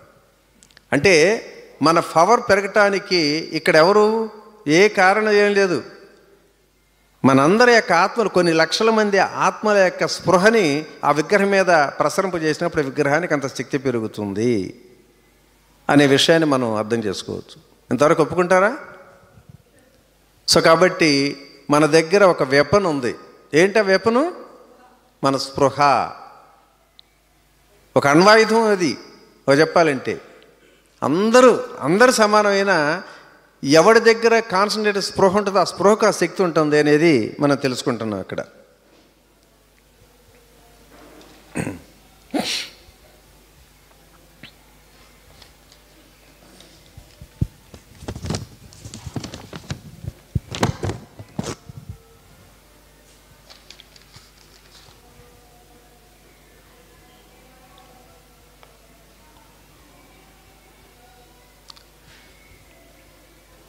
అలాగే ఇప్పుడు మనకి గురువుగారు ఏం చెప్పాడు? నిరంతరం ధ్యానం చెయ్యండి అన్నాడు. అవునా? ధ్యానమే కదా చెప్పింది. ధ్యానం చేస్తున్నప్పుడు ఏం చేయమన్నాడు? శ్వాస మీద ధ్యాస పెట్టండి అన్నాడు. అంటే ఆ ధ్యాస అనేది ఏంటండి? నీ స్పృహేగా, ఎరుకే కదా. నువ్వు ప్రతి శ్వాసను ఒక్క తొట్టుపాటుగా అటు ఇటు ఆలోచన లేని స్థితిలో, ఎలాంటి ఆలోచన లేనటువంటి, అక్కడ ఏది గుర్తొస్తుంది, ఇంటికాడేమైంది అదేమైంది ఆలోచన లేకుండా నీ ఏకాగ్రతను, నీ కాన్సన్ట్రేషన్ని, అవేర్నెస్ని మొత్తాన్ని నీ శ్వాసనే గమనిస్తూ కూర్చోమన్నాడు. అవునా? అది ధ్యానంలో ఒక భాగమే. ధ్యానం అంటే ఏంటి? మన దగ్గర ఉన్న వెపన్ని ఒక దాని మీద కేంద్రీకరించటం. మరి అంటే ఇక్కడ మనకు అర్థమైంది ఏంటి? మనం మన స్పృహని దేని మీద కేంద్రీకరిస్తే దాని శక్తి పెరుగుతుంది అనుకున్నాం. ఇంతవరకు ఒప్పుకున్నారు కదా? మన స్పృహని దేని మీద కేంద్రీకరిస్తే దాని శక్తి పెరుగుతుంది అనుకున్నాం. కానీ ఇప్పుడు ఈనాటి కాలంలో అందరూ మన స్పృహని దేని మీద పెడుతున్నామండి? ఏమిటో నాకు ఈ కష్టాలేంటో, ఈ బాధలేంటో, ఈ దుఃఖాలేంటో, నా జీవితంలో అసలు ఎప్పుడు కోలుకోలేమా, నేనేమి చేయలేకపోతున్నాను, నా వల్ల కావటం లేదు, నేను ఎంతో అసమర్థుణ్ణి అని ఇలాంటి వీటి మీదే మనం దృష్టి పెడుతున్నాం. అంటే ఎక్కువ చెడునే ఆకర్షిస్తున్నాం, చెడు మీదే మనం దృష్టి పెడుతున్నాం. నేను చేయలేను, నా వల్ల కాదు, నేను చేయలేను అనేటువంటి ఒక ఆసక్తితోటి దాని మీద దృష్టి పెడుతున్నప్పుడు ఆటోమేటిక్గా ఏం జరుగుద్ది అక్కడ? నీ వాస్తవానికి నువ్వే కారకులు అంటున్నారు కదా మహానుభావులు. నువ్వు ఏది కోరుకుంటే అదే జరుగుతుంది అంటున్నారు కదా. మరి అది అక్కడ ఇవాళ అదే జరుగుతుంది. నువ్వు ఎలాంటి ఆలోచనలతో ఉన్నావో దానికి తగినట్టు రీతిలో నీ చుట్టూ ఒక వైబ్రేషన్స్ నువ్వు ఎలాంటి భావాలతో ఉంటావో ఆ భావాలకు అనుగుణంగా ఒక వైబ్రేషన్ స్టార్ట్ అవుతాయి. ఒక వ్యతిరేక భావాలతోటి ఒక చెడు భావాలను కనుక సృష్టించుకున్నావంటూ అక్కడ దానికి వైబ్రేషన్స్ తోటి ఒక నెగిటివ్ అయస్కాంతం లాగా తయారైపోతుంది నీ బాడీ అంతా. నీ బాడీలో నీ యొక్క నువ్వెప్పుడు నేను ఇక్కడ నా వల్ల కాదు, నేనేం చేయలేను, నా శక్తి లేదు అని చెప్పి నువ్వు ఎప్పుడు నెగిటివ్గా ఆలోచిస్తావు. ఆ నెగిటివ్ వైబ్రేషన్స్ తోటి నీ బాడీ మొత్తం నెగిటివ్ అయస్కాంతంగా మారిపోతుంది. అంతా ఆ నెగిటివ్ వ్యతిరేకతనే నువ్వు ఆకర్షించుకుంటున్నావు. పాజిటివ్ మైండ్ తోటి ఎస్ నేను చేయగలను, నాకు ఆ సమర్థత ఉంది అనే కాన్ఫిడెంట్తో ఉన్నప్పుడు అలాంటి పాజిటివ్ శక్తులు నీకు వస్తాయి. నెగిటివ్ వ్యతిరేక ఆలోచనలతో వ్యతిరేకంగానే ఆలోచనలతో నీ చుట్టూ అదే రకం వ్యతిరేక సృష్టించుకుంటున్నావు. కాబట్టి ఇక్కడ నీ కష్టాలకి, దుఃఖాలకి, నష్టాలకి ఎవరు కారకులు? మనమే కారకులు. మనమే అనకూడదు, నాకు నేనే కారకుని అనుకోండి, నేనే కారకుడిని. ఇప్పుడు దాకా ఎవడు నీకు కష్టాలు పెట్టిన, అమ్మో ఆ సుబ్బారావు అండి బాబు మా జీవితాన్ని నాశనం చేశాడండి, ఆ వెంకట్రావు నా కొంప కొల్లేరు చేశాడండి, ఆ సీతారామం అండి మాకు అల్లాడిపోయిందండి. సీతారామం అంటే గుర్తొచ్చింది. మీ అందరికీ గతంలో తెలిసే ఉంటుంది, నేను రాసుకున్న బుక్లో కూడా రాశాను. ఒక కూలివాడు కోటీశ్వరుడిగా మారటానికి చాలామంది రామిరెడ్డి ఎంత కష్టపడ్డాడు, ఎంత కష్టపడి సంపాదించాడు అంటాడు. కష్టపడితే వస్తుందండి సంపాదన? రిక్షా కార్మికుడు రోజు 14 గంటలు పనిచేస్తున్నాడు, ముఠా కార్మికుడు 18 గంటలు పనిచేస్తున్నాడు. ఒక వ్యాపారవేత్త హాయిగా కాలు మీద కాలేసుకుని కూర్చుంటే 1,00,000 సంపాదిస్తున్నాడు. సో సంపాదనకి శ్రమకి సంబంధం లేదండి. వాస్తవానికి ఒకప్పుడు మేము కూలి చేసుకునే స్థితి నుంచి ఈరోజు కోటీశ్వరుడు మారటానికి ఒక మహాతల్లి, ఒక కరుణమాత లాంటిది మా ఆత్మబంధువు సీతారామం అనే సంగతి గతంలో నేను పుస్తకంలో కూడా రాసుకున్నా. మా ఇంటి వెనక వైపు ఉన్నటువంటి వాళ్ళది 15 ఎకరాల కుటుంబం, 15 ఎకరాల ఆస్తి పరులు, ఒక సినిమా హాల్ కార్పొరేటర్గా ఉండి మేమేమో ఏదో కూలికి వెళ్ళే పరిస్థితుల్లో, చాలా అతి పేద స్థితిలో ఉన్న పరిస్థితుల్లో అంచెలంచెలుగా మా స్థితి ఏమో కొంచెం మెరుగ్గా ఎదుగుకపోవటం, వాళ్ళ స్థితి ఏమో దిగజారిపోవటం, అసూయ అనే ఒక అగ్నికణాన్ని రాజేసుకోవటం, దాని ద్వారా ఎన్నో రకాలటువంటి ఆ మైండ్ డిస్టర్బెన్స్ తోటి చుట్టుపక్కల అందరితో గొడవ పెట్టుకోవటం. ఆవిడకి నాలుకే ఒక ఆయుధం, ఆ ఆయుధాన్ని ఉపయోగించి అందరితో గొడవ పడటం, అందరితో విరోధం తెచ్చుకోవటం. ఎవరు ఇంటికి వెళ్ళేది లేదు, ఒకళ్ళు ఆ ఇంటికి వచ్చేది లేదు. అలాంటి స్థితిలో మరి మేము కూడా కొద్దిగా ఎల్ఐసి ఏజెంట్గా ఉండి కాస్త సంపాదించిన ఒక మోటార్ సైకిల్ కొనుక్కొని పాత ఇల్లుంటే రిపేర్ చేసుకుందాం అనే ఉద్దేశంతో దానికి ప్లాస్టింగ్లు చేసి రంగులు వేస్తే అది చూసిన తర్వాత కడుపు బగ్గున మండిపోయి ఇంకా ఎక్కడో దూరాన్ని ఉన్నటువంటి పెంట పొగ తీసుకొచ్చి గోడకేసి కొట్టడం, అయినా మెదలకుండా ఉంటే ఇంకా రెచ్చిపోయి ఆ గోడ శుద్ధంలో తీసుకొచ్చి పై పేడబెట్టి కొట్టడం. ఇక ఇదంతా చూసిన తర్వాత ఓర్చుకోలేక మరి గ్రామ పెద్ద అయినటువంటి ప్రెసిడెంట్ గారిని తీసుకొచ్చి ఏమండి మీకు న్యాయం చేయండి అంటే వాళ్ళు ఏదో చెప్పడానికి వస్తే వాళ్ళని ఇష్టం వచ్చినట్టుగా నానా తిట్లు తిడతాం. అప్పుడు ఒక పెద్ద మనిషిని ఆ రకంగా మాట్లాడిపిస్తున్నామనేటువంటి ఒక ఆవేదనతోటి నేను వెళ్ళి అక్కడేదో మాట్లాడబోయేటప్పటికి ఎక్కడ సమయం దొరుకుద్దా, ఎక్కడ సందు దొరుకుద్దా అని చెప్పి ఆ తల్లి కూతుర్లు ఇక నా మీద పడి ఇష్టం వచ్చినట్టుగా నన్ను పడేయటం చేయటం గందరగోళం చేశారు. తిట్టడం తట్టుకోవడం జరిగిపోయింది. ఇంకా లాక్కెళ్ళారు, అయిపోయింది. ఇక అక్కడి నుంచి తిట్ల వర్షం సాగింది ఆవిడకి. ఆవిడ నోరే ఆయుధం, ఇష్టం వచ్చినట్టుగా తిడతాం. రాత్రి 5 గంటలకు ప్రారంభమైనటువంటి ఆయా తిట్ల వర్షం రాత్రి 11 గంటల దాకా కొనసాగింది. మరుసటి రోజు ఉదయం 5 గంటల నుంచి సుప్రభాతం లాగా మళ్ళీ స్టార్ట్ అయిపోవటం. ఆ తర్వాత 2 రోజులు ఉండాక మళ్ళీ మౌనంగా ఉంటే ఇంకా లాభం లేదని చెప్పి మసి తీసుకొచ్చి చాట నిండా మసి తీసుకొచ్చి మా ఆవిడ బయటికి రాగా నెత్తి నిర్జిమ్మేసి చంపేస్తా నా ఇంక చూసావంటే గాలిలో వేసాను, గాలిని అడుగు, నాదేం సంబంధం లేదంటాం. ఆ తర్వాత ఈ తిట్లేని లేక మా ఇంటి కిటికీ ఒకటి కిటికీ మూసేసుకుంటే ఆ కిటికీ తలుపు బద్దలు కొట్టి ముండల్లారా నా తిట్టే తిట్లు మీకు వినపడాలి, తలుపు మూసుకుంటే కుదరదని చెప్పి ఆ కిటికీ తలుపులు కూడా పగలగొట్టి కిటికీ దగ్గరకు వచ్చి తిట్టం మొదలుపెట్టం. ఎన్నో జరిగేటప్పటికీ ఇంకా ఊళ్ళో పెద్దల దగ్గరికి పోయినప్పుడు వాళ్ళని బాబు నీకు కావాలంటే ₹1,00,000 డబ్బులు అడిగి ఇస్తాం, కానీ ఇట్లాంటి విషయాలు మమ్మల్ని అడగొద్దు. అక్కడ ఆవిడతో పడి ఎగిపోయాం. ఆ రాక్షసుతో మా వల్ల కాదని చెప్పి వీళ్ళందరూ చేతులు ఎత్తటం, ఇంకా లాభం లేదని చెప్పి ఒక మిత్రుడి యొక్క సలహా ప్రకారంగా రామిరెడ్డి నీకేమీ వ్యవసాయాలు పొలాలతో ఏం పని లేదు, చక్కగా ఎల్ఐసి ఏజెంట్ చేసుకుంటున్నావు. ఇక్కడ కూర్చున్నప్పుడు మరి 100 బలిసిన గొర్రెల్లో 100 గొర్రెల్లో బాగా బలిసిన గొర్రె మీద సూపు ఉంటుంది. అలాగే ఏమీ లేని స్థితిలో నువ్వు ఎదగటం చూసిన తర్వాత అందరికీ అసూయ అనేది ఉంటుంది. కాబట్టి నువ్వు ఇక్కడ వదిలేసి, ఈ ఊరు వదిలేసి ఏ గుంటూరు విజయవాడ పట్టణానికి పో, అక్కడ సముద్రంలో కాకిరెట్లాగా ఉంటావు, నువ్వు ఎవడు నిన్ను గమనించడు, నీ వ్యాపారానికి అన్ని అనుకూలమైన ప్రదేశాలని చెప్పి ఆయన సూచనతోటి 1992 ఆగస్టు 28ని లట్టు బొట్టేసుకొని మరి ఆ ఒక సామాన్ వేసుకొని విజయవాడ రావటం.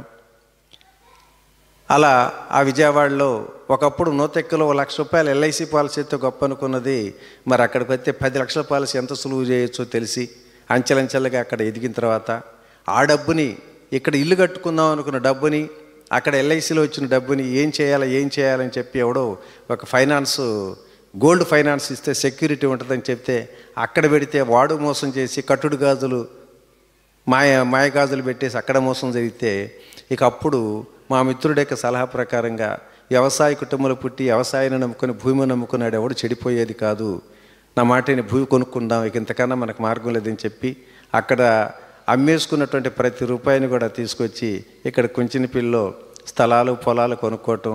ఈనాడు ఇది ఆంధ్ర రాష్ట్ర రాజధానిగా మారిపోవటం, లక్షల పొలాలు కోట్లుగా మారిపోవటం. ఇది ఒక కూలి చేసుకునేవాడు కోటీశ్వరుడిగా మారటం. అవునా? అయితే అప్పటి నుంచి ఆవిడ నా మీద కసి ఇంకా రేగిపోతానే ఉంది. కానీ నేను మాత్రం ఆవిడకి నాకు ఆత్మ బంధువు, ఆవిడ లేకపోతే లేదు. నేను చాలాసార్లు అనుకునేవాడిని నిజంగా అక్కడే ఉంటే 2 ఎకరాలు 3 ఎకరాలు కొనుక్కొని ఏదో అక్కడే కొనుక్కుంటేవాళ్ళం. అప్పుడు ఒకసారి నేను ధ్యానం చేస్తుంటే ధ్యానంలో అశరీరవాణిలుగా మాట వినిపించింది, అయ్యా రామిరెడ్డి, ఇక్కడ కూలీనాలు చేసుకునే అవసరం నీకు లేదు, నీకు కోటీశ్వరుడే యోగం అక్కడ ఉంది, నువ్వు మామూలుగా చెబితే వెళ్ళవని చెప్పి అందుకే తిట్టి తరిమి కొట్టి పంపించాను రా బాబు, నువ్వు కోటీశ్వరుడు అయిపోయావని చెప్పి ఆవిడ చెప్పినట్టుగా నాకు ఆశ్చర్యవాణి అనిపించింది. నిజానికి నా ఆత్మబంధువు ఆవిడ మీద ఏమాత్రం కోపం కానీ అసహనం కానీ లేదు. ఆవిడతో మాట్లాడాలి, ఈ స్థితికి తీసుకొచ్చినట్టు ఆవిడకి నిజంగా ఎంత రుణపడి ఉండానో. ఇంటికి వెళ్ళి కనీసం ఒక చీర పెట్టి ఆవిడ సాధారణంగా చెబుదామనే ఉద్దేశంతో ఎన్నోసార్లు ప్రయత్నం చేసిన ఆవిడ కోపం ఇంకా పాపం ప్రేమ తగ్గలేదు. ఈ మధ్యకాలంలోనే నేను కారు వేసుకొని వెళ్తే మా అమ్మ దగ్గరికి వెళ్ళి లోపలికి వెళ్ళి వచ్చే లోపల 2 తట్టలంటే పేడ తీసుకొచ్చి కారు చుట్టూ కొట్టేసింది. సరే నవ్వుకున్నా, కానీ మహాతల్లికి ఇంకా నా మీద ఇంకా ప్రేమ అభిమానాలు తగ్గలేదు కావాలి, చేస్తుందిలే అనే ఉద్దేశంతో ఏమాత్రం గొడవ పడకుండా నేను ఇక్కడికి వచ్చి మానసరోవరం వచ్చి 10 నిమిషాల పేడంతా కడిగేసుకున్నా.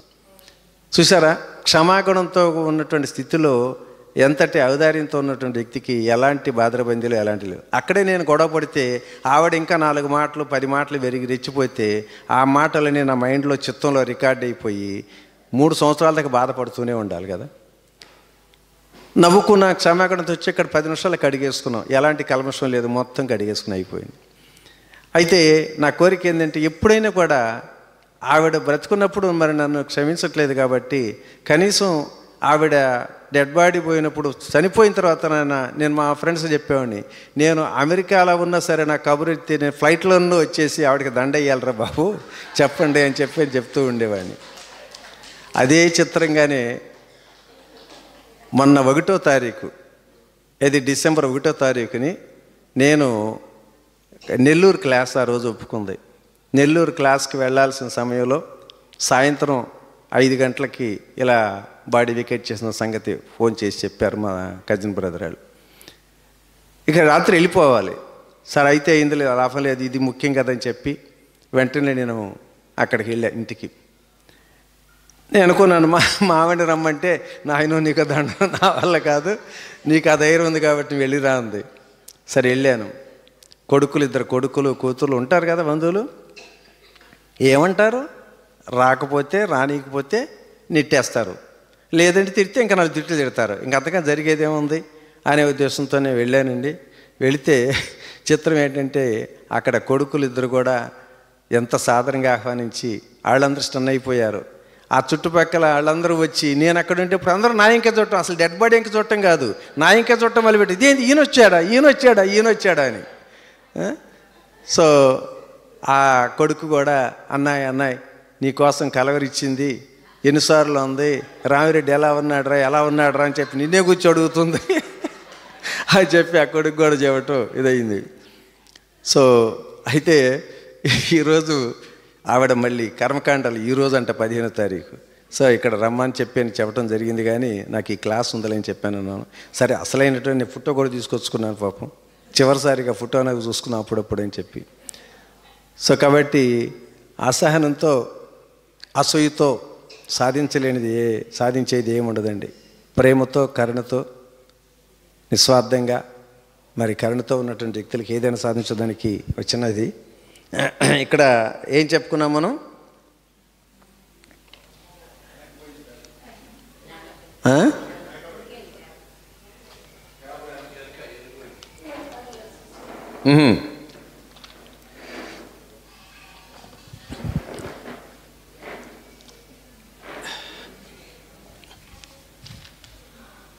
అమ్మో 12:30 అయిందా, ఏంది ఇంత టైం అయింది, ఇంకా చాలా మంది చెప్పాల్సింది. అయితే ఏదైనా లంచ్ లోపల అర్ధగంట లోపల పూర్తి చేస్తాను.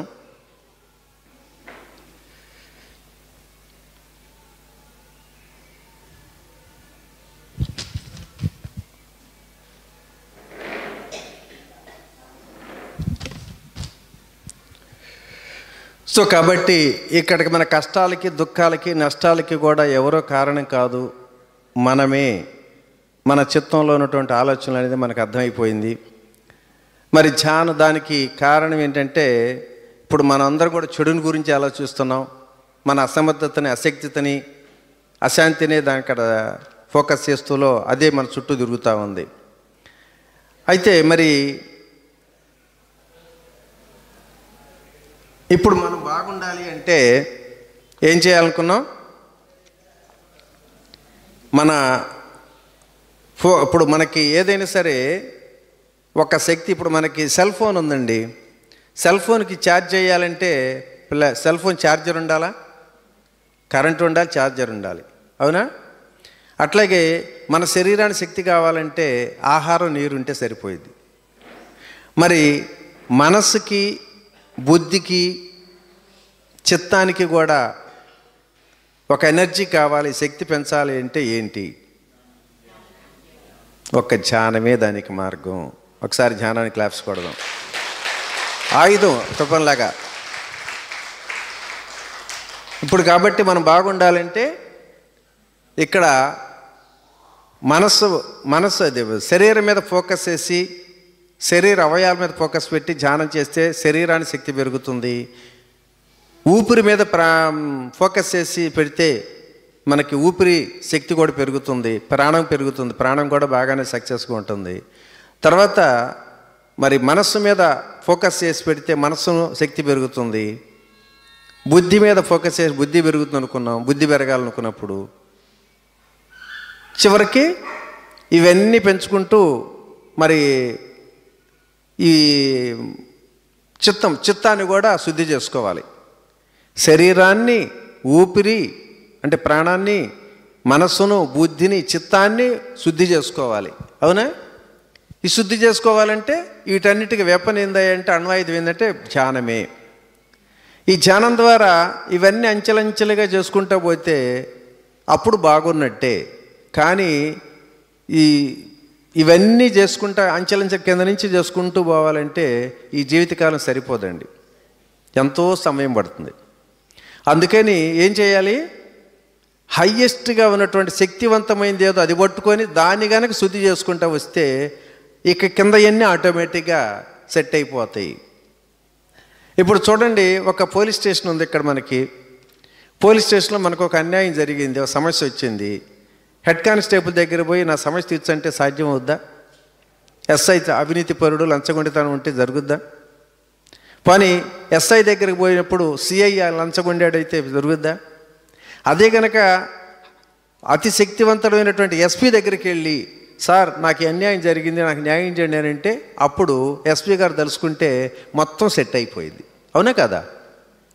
కిందాళ్ళు పట్టుకుంటే కాదు, పైన హయ్యర్ స్టేజ్లో శక్తివంతుడు ఎవడైతే బలవంతుడు శక్తివంతుడు ఉన్నాడో, ఎన్ని పవర్స్ ఉన్నాయో అన్ని పవర్లు ఉన్నటువంటి ఆ వ్యక్తిని పట్టుకుంటే మన శక్తి అవుద్ది. సో కాబట్టి మన అన్నిటికన్నా పవర్ ఉంది ఏది వరకు? చిత్తము. ఇందాక చెప్పుకున్నాం కదా, అన్నిటికన్నా చిత్తానికి ఎక్కువ పవర్ ఉంది. ఇప్పుడు ఇవన్నీ కూడా చిత్తంలో స్టోర్ అయిపోతాయి. అందులో భగవద్గీతలో శ్రీకృష్ణుడు కూడా చెప్పాడు, ఒకదాని మించింది ఒకదాని శక్తివంతమైన దానికి ఒక మాట చెప్పాడు. ఏం చెప్పాడంటే, ఇంద్రియాణి పరణ్యః ఇంద్రియప పరణ్యమోహో మనస్తత్వ పరాబుద్ధిహో యో బుద్ధి పరస్తత్వ అని చెప్పి ఒక శ్లోకంలో కూడా చెప్పాడు. శ్లోకాలు నాకే పెద్దగా రావు కానీ, అంటే శరీరం కన్నా ఇంద్రియాలు గొప్పవి, ఇంద్రియాల కన్నా మనసు గొప్పది, మనసు కన్నా బుద్ధి గొప్పది, బుద్ధి కన్నా చిత్తము గొప్పది అని చెప్పి చెప్పడం జరిగింది. కాబట్టి మనం ఈ ధ్యానం అనే వెపన్ని ఈ అంచెలంచెలుగా కింద అన్ని సరిచేస్తుంది దానికన్నా అసలు అన్నిటినీ చెడగొట్టేది ఏంటంటే మనకి చిత్తం. ఆ చిత్తాన్ని శుద్ధి చేసుకోవాలి. మీకు ఇంకొక విషయం చెప్పాలి. ఇప్పుడు మనకి దేనికైనా కష్టానికి నష్టానికి దుఃఖాలకి మనం అనుకుని చేయలేకపోవటం కారణం ఏంటంటే అన్నిటిని మోసం చేసేది మన చిత్తమే, మన చిత్తమే. దీనికి ఒక చిన్న ఎగ్జాంపుల్ చెప్తాను. ఇప్పుడు మన ఏడుకొండలు ఉన్నాడు. ఏడుకొండలు ఒక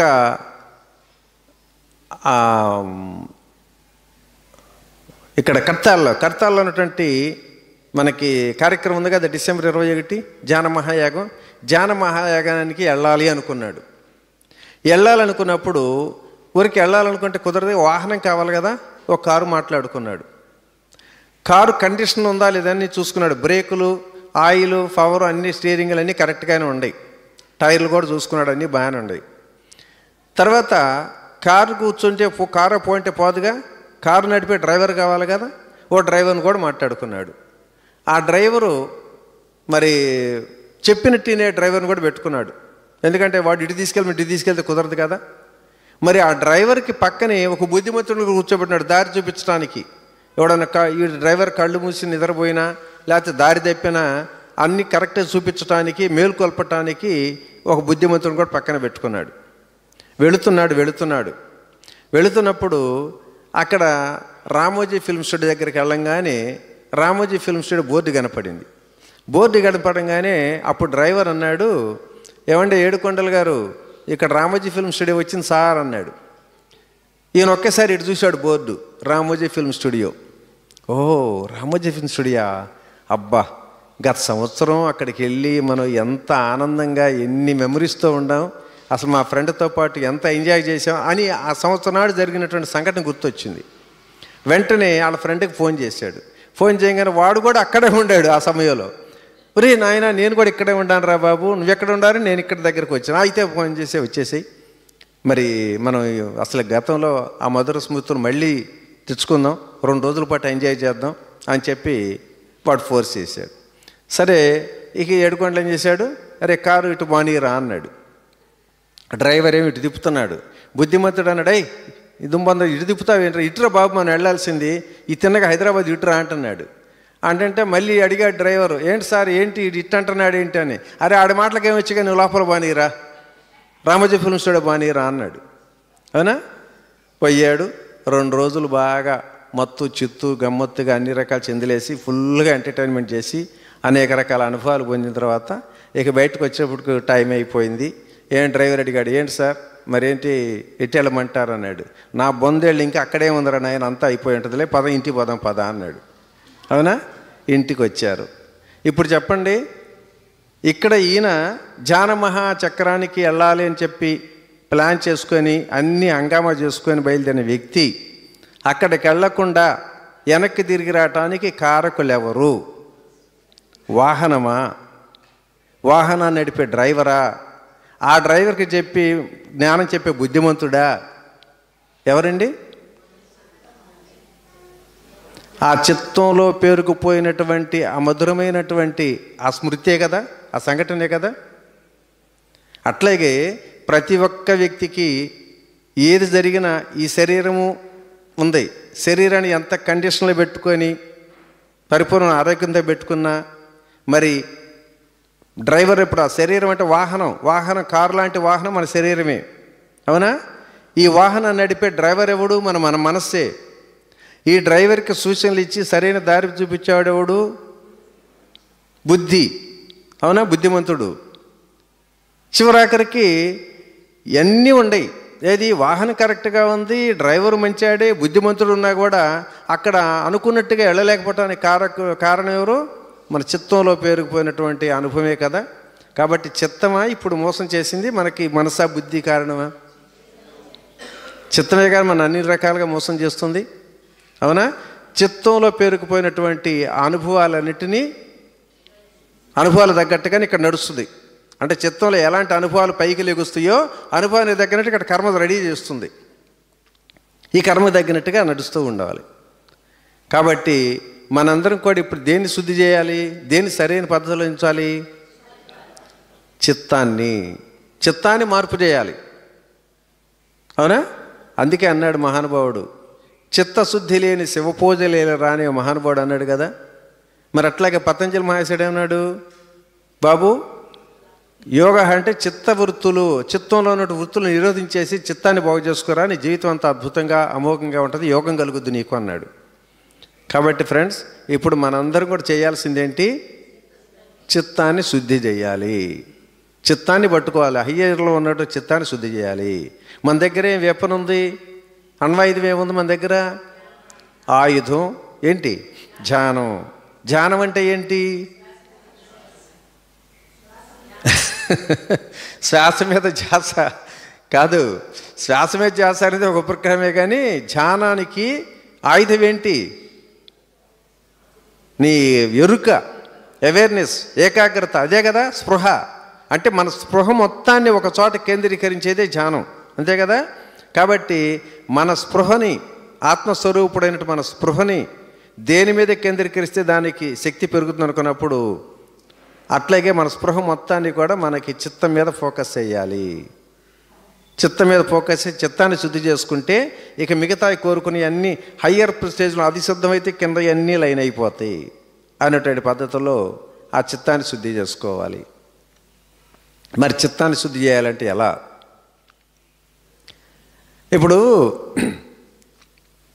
చిత్తంలో ఇందాక చెప్పుకున్నాం, చెడు అనుభవాలు, మంచి అనుభవాలు, సుఖానుభవం, దుఃఖానుభవం, కష్టాలు, నక్కాలు, దుఃఖాలు అని అన్నీ ఉన్నాయి, అన్నీ మిక్స్ అయి ఉన్నాయి. మరి వీటన్నిటిని మిక్స్ అయినటువంటి దాన్ని, ఈ చెడు అనుభవాలని, ఈ దుఃఖ అనుభవాలు అన్నిటినీ క్లీన్ చేయాలంటే ఏమైనా ఫినాయిల్ తీసుకొచ్చి శుభ్రంగా చెడు ఎల్ల పక్క తీసేసి కడిగేసేద్దాం అంటే జరుగుద్దా? ఏమైనా ఫినాయిలో లేకపోతే ఏదో ఈ కార్పెట్ లాంటివి ఉంటాయి కదా, ఆయిల్స్ ఇలాంటివి తీసుకొచ్చి బాబు ఈ చెడు ఎక్కడ ఉందో చూసి ఈ పక్క చెడు ఎల్ల నెట్టేసి మంచిగా ఉంచుదామంటే జరిగేదా? ఇప్పుడు ఒక గుంట ఉందండి, మురికి నీరు ఉంది. ఒక గుంటలో మురికి నీరు ఉంది. ఆ మురికి నీరుని ఒక గ్లాసులో తీసుకొచ్చి, ఒక గరాటా తీసుకొచ్చి ఇంకో గ్లాసులో పోస్తే తేట నీరుగా వస్తుందా?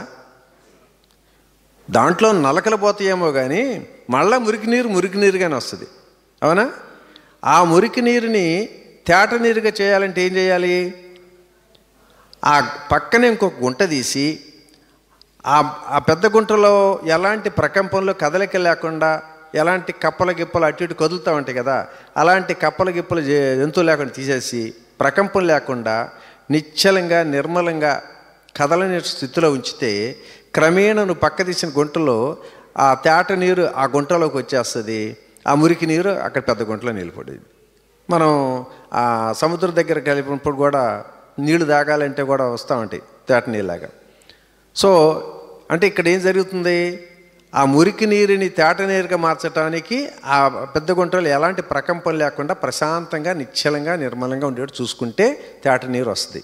అట్లాగే మన చిత్తంలో కూడా అనేక రకాలటువంటి చెడు అనుభవాలన్నిటినీ మిక్స్ చేసినటువంటి దాంట్లో నుంచి వీటన్నిటిని శుద్ధి చేయాలంటే మంచి అనుభవాలు మంచి అనుభూతులు కలిగినటువంటి ఆ భావనల్ని కనుక అక్కడ క్రియేట్ చేసుకుంటూ పెంచుకుంటూ పోతే క్రమేణా ఆ మురికి నీరు కనుక కిందకి ఎగినట్టు ఈ చెడు అనుభవాలన్నీ కూడా కిందకి వెళ్ళిపోతాయి. మంచి అనుభూతులు మంచి ఆలోచనలు మంచి అనుభవాలు కూడా నిదానంగా పైకి వస్తాయి. అవునా? ఇదే మరి శుద్ధి చేయటం. ఇప్పుడు మనందరం కూడా ఏం చేస్తున్నాం, మన దగ్గర ఏముందన్నాం, ధ్యానం. ఈ ధ్యానం అనే ఆయుధాన్ని మనం ఎప్పుడు నిరంతరం ఆ చిత్తం మీద ఫోకస్ చేసి గంటల కొద్దీ, అంటే చిత్తానికి ఉన్న బలము బలహీనత ఏంటంటే రిపీటెడ్గా ఏ పని అయితే చేస్తావో అదే స్టికాన్ అయిపోతూ ఉంటుంది. పదే ఏ పని అయితే చేస్తావో దాన్ని అక్కడ స్టికాన్ అయిపోతుంది. ఇప్పుడు చూడండి, మందు తాగేవాడికి అసలు అలవాటు లేదనుకోండి, మరి తాగర కొద్దిగా అన్నాడు అనుకోండి, అబ్బే నాకు అలవాటు లేదు అసలు నేను తాగని అంటాడు. వీడేదో బలవంతం ఒక్క గుక్కారా అందుకే తాగుబోతుకి ఏంటంటే పక్కాడితే తాగితే కానీ నిద్ర పట్టదు, తాగని తాగేస్తాడు.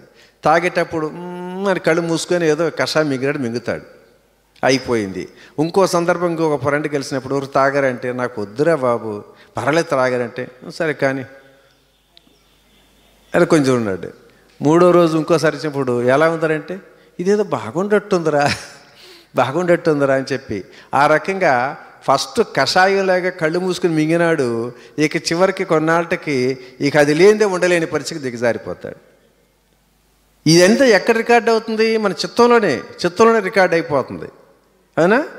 సో కాబట్టి ఈ చెడు అనుభవాలన్నిటినీ మనం శుద్ధి చేయాలంటే మంచి అనుభూతులు మంచి అనుభవాలని చెయ్యాలి.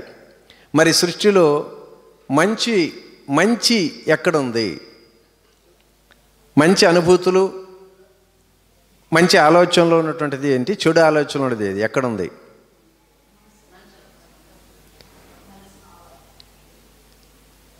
ఇప్పుడు ఏ పని చేసినా లోకంలో ఏదో ఒక పని జరుగుతూ ఉంటుంది, మంచి చెడు అన్నీ మిక్స్ అయి ఉండే. ఇది మంచిది కానీ చెడుది కానిటువంటి ఒక న్యూట్రల్ స్థితిలో ఉన్నటువంటి ఒక భావనని మన చిత్తంలో స్టోర్ చేయాలి. అంటే ఎలాంటి ఆలోచనలు, కొన్ని ఆలోచనలు తగ్గట్టుగా భావోద్వేగాలు వస్తూ ఉంటాయి. ఎలాంటి భావోద్వేగాలని ఒక నిశ్చల నిర్మల సునిశ్చితంలో శాంతిని ప్రశాంతతను కల్పించేటువంటి ఒక అనుభవాన్ని ఆ చిత్తంలో స్టోర్ చేయాలి. ఎక్కడ దొరుకుతుంది అది? అదే ధ్యానంలోనే. అంతే కదా? ధ్యానంలో ఏముంటుంది నీకు? ఇక్కడ ధ్యానంలో ఎలాంటి కోరికలు ఉంటాయా, ఆలోచనలు ఉంటాయా, భయాలు ఉంటాయా, ఆందోళనలు ఉంటాయా? ఎంత నిశ్చలంగా నిర్మలంగా ఉంటావు, శాంతంగా ప్రశాంతంగా ఉంటావు కదా. సో కాబట్టి ఈ ధ్యానాన్ని రోజుల తరబడి గంటల తరబడి ఎక్కువసేపు ధ్యానం చేస్తుంటే మరి కొంతకాలానికి ఆ చెడు అనుభూతులు చెడు అనుభవాలన్నీ కిందకి వెళ్ళిపోయి మంచి నిశ్చల నిర్మల శూన్య స్థితిలో ఉన్నటువంటి అనుభవాలన్నీ కూడా అంచెలంచెలుగా పెరిగిపోతాయి. ఇక నువ్వు ప్రశాంతత కోరుకోవటం, ధ్యానం చేస్తే నీకు ప్రశాంతత కలగటం కాదు, క్రమేణా అసలు నువ్వే ప్రశాంత స్థితిగా మారిపోతావు. కొన్నాళ్ళకి నువ్వే ప్రశాంతత. అబ్బా ఏమిట్రా మనిషి అంత ప్రశాంతంగా ఉన్నాడు ఏంట్రా, మిన్నిరుగు మీద పడ్డా చెల్లించినంత ప్రశాంతి ఎలా కలుగుతున్నారా అనుకుంటారు. పాపం ఒక ఆయనకంటే చుట్టాలు గిచ్చుకోవటానికి అగ్గిపుల్లన్నీ అయిపోతుంటే ఏడుస్తున్నాడంట. దరిద్రం అన్నీ అగ్గిపుల్లలు అయిపోతాయి. పక్కనే వరే నీళ్ళు తగలబడిపోతుందంటే తగలబడండి, నేనేం చేస్తాను, ఏం జరగాలో జరుగుద్దని కూర్చుంటాడంట. చుట్టాలుగా నాడికి అగ్గిపుల్ల తీడుతుంది, ఆడు ఇల్లు తగలబడితే ప్రశాంతంగా కూర్చున్నాడంటే ఎంత ప్రశాంతత ఉంది వాళ్ళు. మరి మనందరం కూడా చూస్తున్నాం, కొంతమంది ఏమో చిన్న విషయాలకి ఊరికే భయంబలి ఎత్తి పడిపోయి చిన్నది ఇన్సిడెంట్కి కూడా విపరీతమైనటువంటి భయాలు ఆందోళనకు గురైపోతుంట. ఒక్కొక్కడికి ఎంత విపత్కర పరిస్థితి వచ్చినా చాలా నిబ్బరంగా ప్రశాంతంగా ఉంటాడు. కాబట్టి ఆ ప్రశాంతత కూడుకున్నటువంటి ఆ స్థితి కలగాలంటే మనం ధ్యానం ఏదో ఒక గంట, ఒక అర్ధ గంట, 2 రోజులకో 3 రోజులకో చేస్తే కాదు. నిరంతరం గంటల కొద్దీ ధ్యానం చేయాలి. కానీ చూడండి, ధ్యానం గురించి అనేక రకాల సంస్థలు చెప్పాయి, అనేక మంది గురువులు కూడా చెప్పారు. కానీ మిగతా సంస్థలు కానీ మిగతా గురువులు కానీ ధ్యానం మీ జీవితంలో ఒక పార్ట్గా చేసుకొని ఒక 15 నిమిషాలు చేయండి, ఒక అర్ధ గంట చేయండి, లేదో గంట చేయండి అంటున్నాడు. మన పత్రిక ఏం చెప్తున్నాడు? రోజుల తరబడి గంటల కొద్దీ రోజుకు 4 గంటలు 5 గంటలు అరే ఖాళీ ఉన్నంతసేపు ధ్యానం చేయండి రా అంటున్నాడు. నాకు మొదట్లో అర్థమయ్యేది కాదు. ఏంటి ఇంకేం పని పట్టాలేదా, ఎందుకు ఊరికి గంటల ధ్యానం అంటాడేంటి?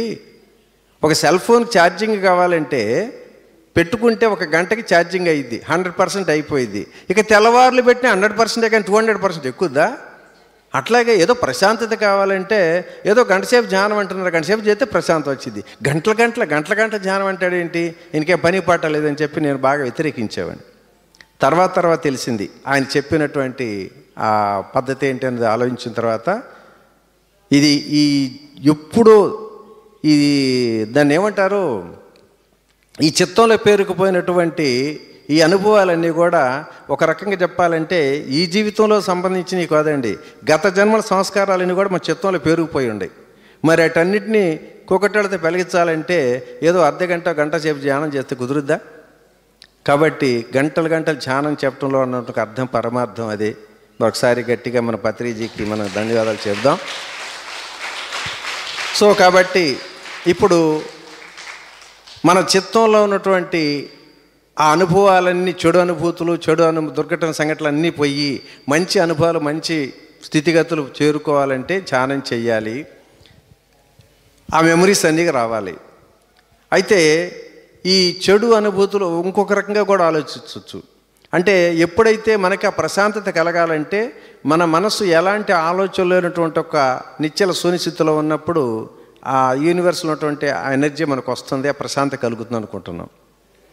ఈ ప్రశాంతత అంటే మనసు ఆలోచన స్థితిలో ఉంటేనే ప్రశాంతత వస్తుందనే సంగతి తెలిసింది.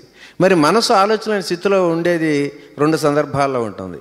ఒకటి రాత్రిపూట నువ్వు నిద్రపోయినప్పుడు, రాత్రిపూట గాఢ నిద్రలో ఉన్నప్పుడు నీ మనసు పనిచేస్తుందా? మనసు అనేది లేదు కదా. మనసు అనేది లేనప్పుడు అక్కడ శక్తి వస్తుంది. చూడండి, ఒక వ్యక్తికి రోజు 3 పూటలు తినేవాడికి 5 పూటల ఆహారం పెట్టి ఆక్సిజన్ కావాలంటే ఒక సిలిండర్ లాగా పెట్టేసి ఆ నిద్ర బానియకుండా ఒక 24 గంటలు కూర్చోబెట్టి మరుసటి రోజు నువ్వు పని చేయగలదుడా? అంటే ఆ నిద్ర బానియకపోతే ఆడు ఏమీ అశక్తుడు పని చేయలేడు, నువ్వు ఎంత ఆహారం పెట్టినా ఎంత శక్తినిచ్చినా కూడా. కాబట్టి నిద్ర ద్వారా ఒక శక్తి వస్తుంది, అవునా? నిద్ర ద్వారా శక్తి వస్తున్నప్పుడు నిద్రలో ఏం జరుగుతుందంటే ఎలాంటి ఆలోచనలు లేవు. అంటే ఆలోచన లేని స్థితిలో ఉన్నప్పుడు ఆటోమేటిక్గా మనకి ఆ శక్తి అనేది వస్తున్న సంగతి మనకు తెలిసినప్పుడు, మరి ఇక్కడ కూడా ఇంకొక లాజిక్గా మనం ఒకసారి గంటలు ధ్యానం చేసే బదులు అసలు రోజుకు 6 గంటలు 7 గంటలు ధ్యానం చేస్తే సరిపోయేది కదా, ఆ చిత్తంలో ఉన్నటువంటి అనుభవాలన్నీ కూడా మొత్తం క్లీన్ అయిపోతాయి కదా అనేటువంటి ఒక ఆలోచన కూడా రావచ్చు. ఇక్కడ ఒక పాయింట్ మనం తెలుసుకోవాలి. మన చిత్తంలో ఉన్నటువంటి ఆ మంచి అనుభవాలు కనుక స్టోర్ అవ్వాలి అంటే నువ్వు ఎరుకుతో ఉన్నటువంటి సందర్భంగా ఎరుకుతో కూడినటువంటి ఆ సందర్భం ధ్యానం చేసినప్పుడే వస్తుంది. అంటే కాన్సన్ట్రేషన్, నీ స్పృహతో కలిగినటువంటి స్థితిలో ఏ పని చేసినా చిత్తంలో రికార్డ్ అవుతుంది. ఇప్పుడు ఇక్కడ ధ్యానంలో నిద్రలో ఏం చేస్తున్నావు? నిద్రలో నీకు ఆలోచన లేవు, కానీ నీకు ఎరుకుందా? ఎరుకు లేదు కదా. ఇప్పుడు 5 గంటల సేపు ధ్యానం చేసావు, అదే నిద్రపోయావు. మరుసటి రోజు ఉదయం 5 గంటలు వేసినాక అప్పుడు తెలుస్తుంది నీకు ఆ సుఖానుభూతి.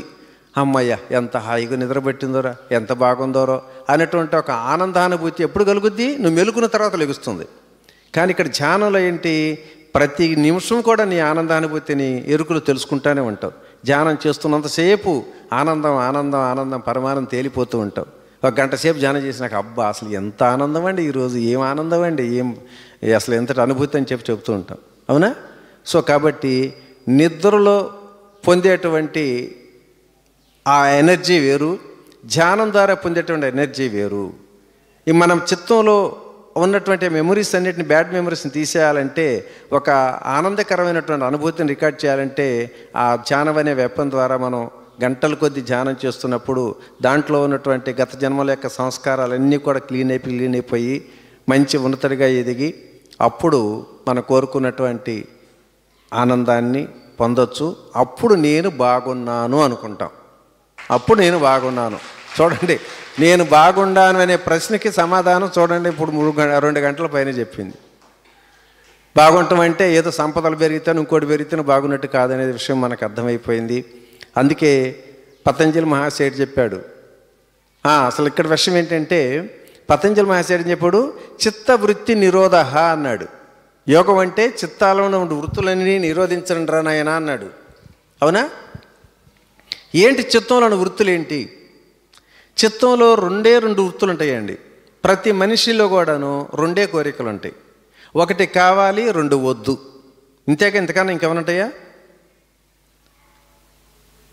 సుఖం కావాలి, సంతోషం కావాలి, ఆస్తులు కావాలి, అంతస్తులు కావాలి, ఆనందం కావాలి, ఇవన్నీ కావాలి.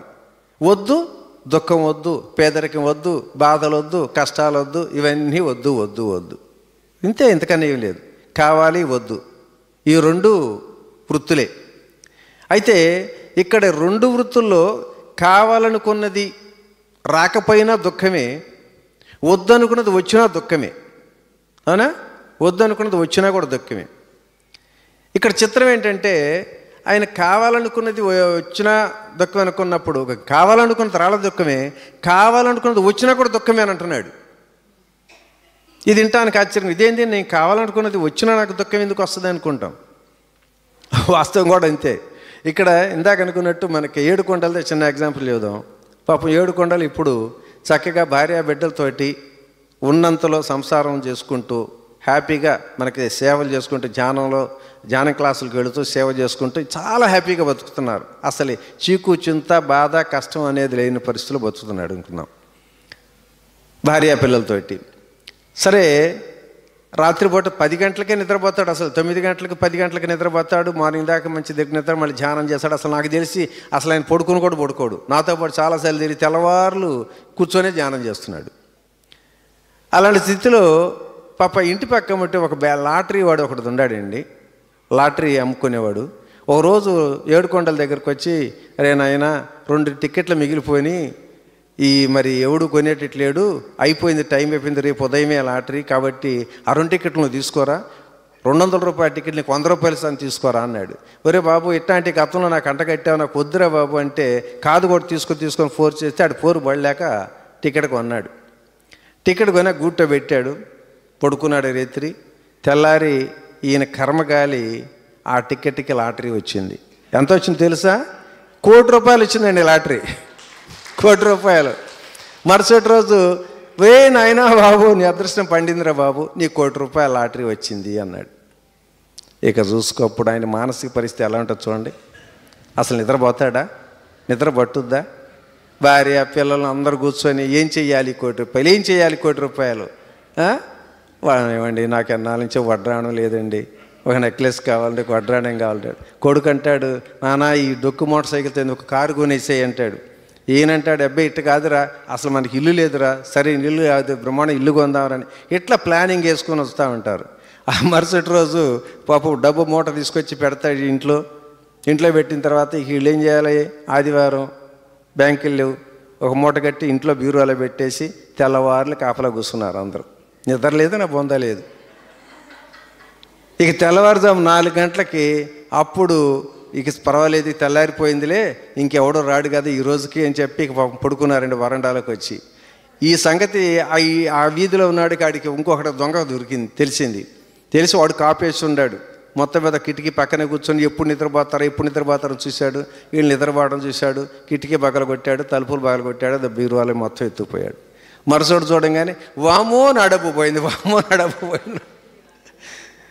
ఆయన డబ్బా నిన్న లేదు, మొన్న లేదు, రాత్రి వచ్చింది, తెల్లారిపోయింది, పోయిందిలో అనుకుంటారా?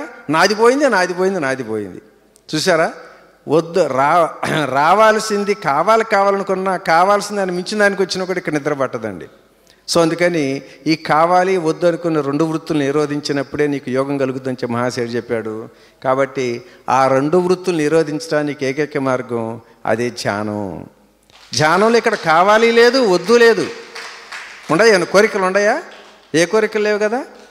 మరి అలాంటి ఆ నిశ్చల నిర్మల సునిశ్చితులు ఉన్నటువంటి ఆ ధ్యానాన్ని ఒక అన్వాయుధంగా మనం మలుచుకొని మన చిత్తంలో పేరుకుపోయినటువంటి జన్మల యొక్క ఆ సంస్కారాలతో కూడిన చెడు అనుభవాలు, చెడు అనుభూతులు ఏంటి సంస్కరించుకొని మనం కోరుకున్నటువంటి ఆనందానుభూతుల్ని పొందొచ్చు అని చెప్పి మరి మహానుభావులు ఎంతమంది చెప్పినా పత్రిజీ దీన్ని ఇంటింటికి, ఊరూరా, వాడవాడలా మరి గత 30 సంవత్సరాలుగా ప్రజలందరికీ అందించాలని సదుద్దేశంతో ఒక PSSM ద్వారా ఇంకో లక్షల మంది పిరమిడ్ మాస్టర్లను కూడా తయారు చేసి వీడి ద్వారా కోటాను మంది యొక్క ధ్యానం తయారు చేసినట్టు మహానుభావుడు పత్రిజీ. అవునా? సో కాబట్టి ఫ్రెండ్స్, ఎప్పుడైనా సరే మన దగ్గర నిజంగా ఇంతటి అన్వాయుధమైనటువంటి వెపన్ మన చేతిలో ఉందన్న సంగతే మనకు చాలామంది తెలియదు. ఈ ఆయుధం ద్వారా మన జీవితాన్ని అద్భుతంగా ఆనందమయం చేసుకోవడానికి మనం ప్రయత్నం చేద్దాం. ఓకే, ఇప్పుడు ఇక్కడ కూర్చున్న వాళ్ళల్లో ఎప్పుడైనా ఎలాంటి కష్టం కానీ, నష్టం కానీ, దుఃఖం కానీ లేనటువంటి వ్యక్తులు ఎవరైనా ఉన్నారా? ఎవరు లేరు కదా. నువ్వు ఉండవు, నువ్వు అన్నిటికీ ఉంటావు, చేతులెత్తావు.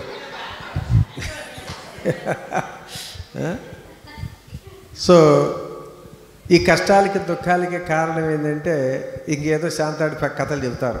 అదిగో ఆ సుబ్బారావే మా కొంప ముంచాడు, ఆ వెంకట్రావే మన నాశనం చేశాడు, ఆ వెంకాయ మూలైన చచ్చాను అని చెప్పి ఏదో చెబుతూ ఉంటారు. కానీ నిజమైన సత్యం ఏంటంటే మీ కష్టాలకి, దుఃఖాలకి, నష్టాలకి వేరే ఎవరు కాదు, మీరు తీసుకునే ఆహారమే. అంటే ఎంతమంది యాక్సెప్ట్ చేస్తారు? ఒకసారి చేతులు ఎత్తండి. ఇక్కడ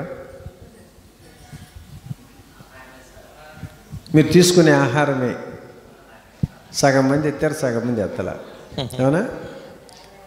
ఖచ్చితంగా మనం తీసుకునే ఆహారమే మన కష్టాలకి, నష్టాలకి కారణం అనేది ఎలా అంటే ఆహారాన్ని బట్టి ఆలోచనలు. అంతే కదా. ఎలాంటి ఆహారం తీసుకుంటే అలాంటి ఆలోచనలే వస్తాయి. ఎలాంటి ఆలోచనలు కలిగినాయో అలాంటి కర్మలే చూస్తుంటాం. ఇప్పుడు మనం కర్మ చేయాలంటే మనకు ఒక ఆలోచన రావాలిగా.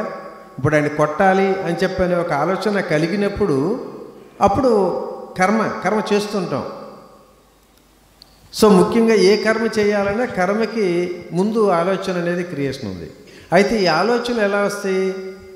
తీసుకునే ఆహారాన్ని బట్టి కూడా ఆలోచనలు. కొన్ని సాత్వికమైన ఆహారం తీసుకున్నప్పుడు సాత్వికమైన గుణాలు ఉంటాయి.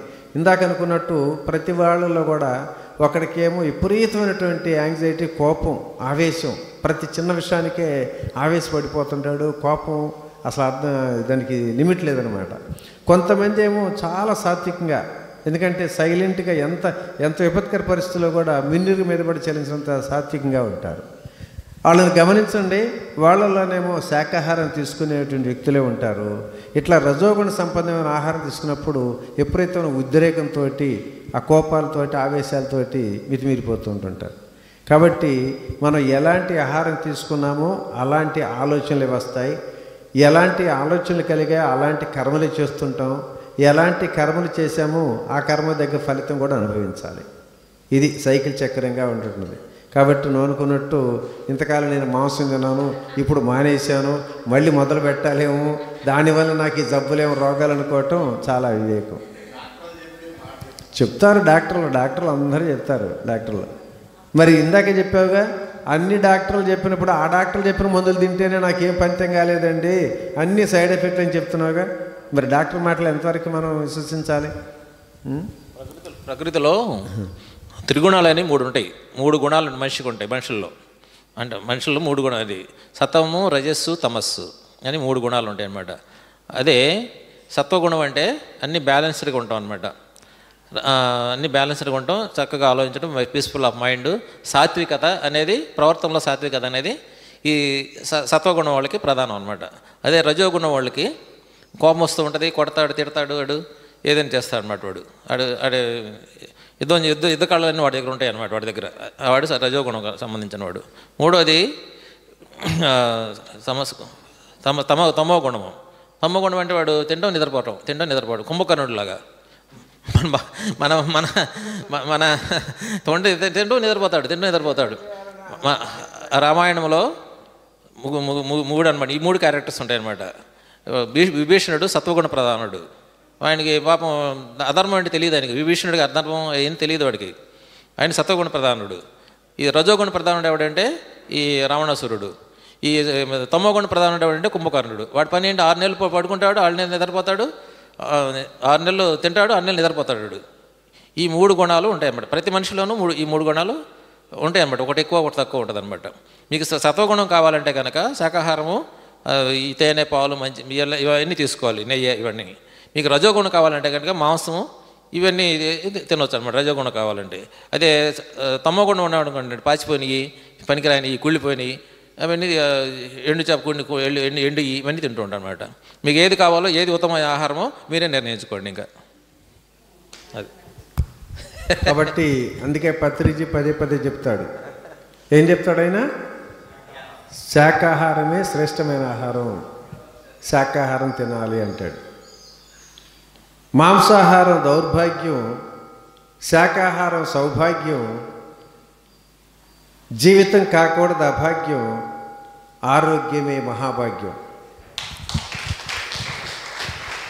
జీవులను చెయ్యకూడదు వధ, అనుభవిస్తావు ఎంతగానో వ్యధ, తెలుసుకోలే వాటి బాధ, ధ్యానం చేస్తే గ్రహిస్తావు వాటి గాథ. దేహం అనేది ఒక తొక్క, తినకూడదు మాంసపు ముక్క, శ్వాస మీద ధ్యాసయే మనకు లెక్క, ఇది శక్తిని ప్రసాదించే కల్పవృక్షపు మొక్క. దేహం అనేది ఒక మట్టి కుండ, మాంసాహారం చిల్లుకుండ, శాకాహారం నిండుకుండ, ధ్యానం చేస్తే బంగారు కొండ. అందుకే మనశ్శాంతిని కోరే మానవులారా, మహాకరుణతో మరొక్కసారి ఆలోచించండి. నీటిలోన పుట్టి నీటిలోన పెరిగే నిగనిగలాడే చేపలు నీకేమి చేటు చేసే, గడ్డి గాదములు తిని బిడ్డల వలె బ్రతికే మేకలు జింకలు మనకేమి హాని చేసే, నీచమును మృంగి తెల్లవారుతుందని తెలుపుతూ కోతలేయుస్తున్న కోళ్ళు మన ధనమేమి కొల్లగొట్టే, అడవిలో పుట్టి అడవిలో పెరిగి బిడ్డల వలె బ్రతికే మేకలు జింకలు ఆకులు తులుసు అవలీలుగా కొండలెక్కుచుండ, మేక జింక కుత్తుకులు కోసి మాంసం వండి తిని మనుషుడు మంచమెక్కుచుండినే, మనుషులకేమిది మాయరోగమాయనే. మనశ్శాంతిని కోరే మానవులారా, మహాకరుణతో మరొక్కసారి ఆలోచించండి. ఇకనైనా జంతువధను నిషేధించండి, మాంసాహారాన్ని మానండి. ఆ పత్రిజీ చెప్పిన మాట పరమ సత్యమని తెలుసుకుందాం మిత్రులారా. అలాగే చివరిగా మరికి ముగించేద్దాం. చివరిగా నా చిరు సందేశం, ఈ రంగుల ప్రపంచంలో, ఈ సాంకేతిక సమాజంలో ప్రేమించేవారి కన్నా ద్వేషించేవారు ఎక్కువ, దీవించేవారి కన్నా శపించేవారు ఎక్కువ, ఆదుకునేవారి కన్నా తప్పుకునేవారు ఎక్కువ, బాధ్యతలు స్వీకరించేవారి కన్నా హక్కులు అడిగేవారు ఎక్కువ, పరామర్శించేవారి కన్నా విమర్శించేవారు ఎక్కువ. ఈ తప్పని పరిస్థితుల్లో, తప్పుకోలేని స్థితిలో మరువుకు ఒకటి ఉందని, వెరువుకు తెలుపుతుందని, దాని పేరే ధ్యానం మాత్రమే. ఈ ధ్యానం అనే ఒక బ్రహ్మాస్త్రాన్ని, ఒక అణ్వాయుధానిగా మన దగ్గర పెట్టుకుంటే ఈ ప్రపంచంలో ఇంకా ఏ లోటు లేదు. ఇది నేను అనుభవపూర్వక తెలుసుకున్న సత్యం. కాబట్టి మిత్రులారా, ప్రతి ఒక్కరు ధ్యానం చేయండి, మీ జీవితాన్ని ఆనందమయం చేసుకోండి. Okay, thank you. అందరికీ ధన్యవాదాలు.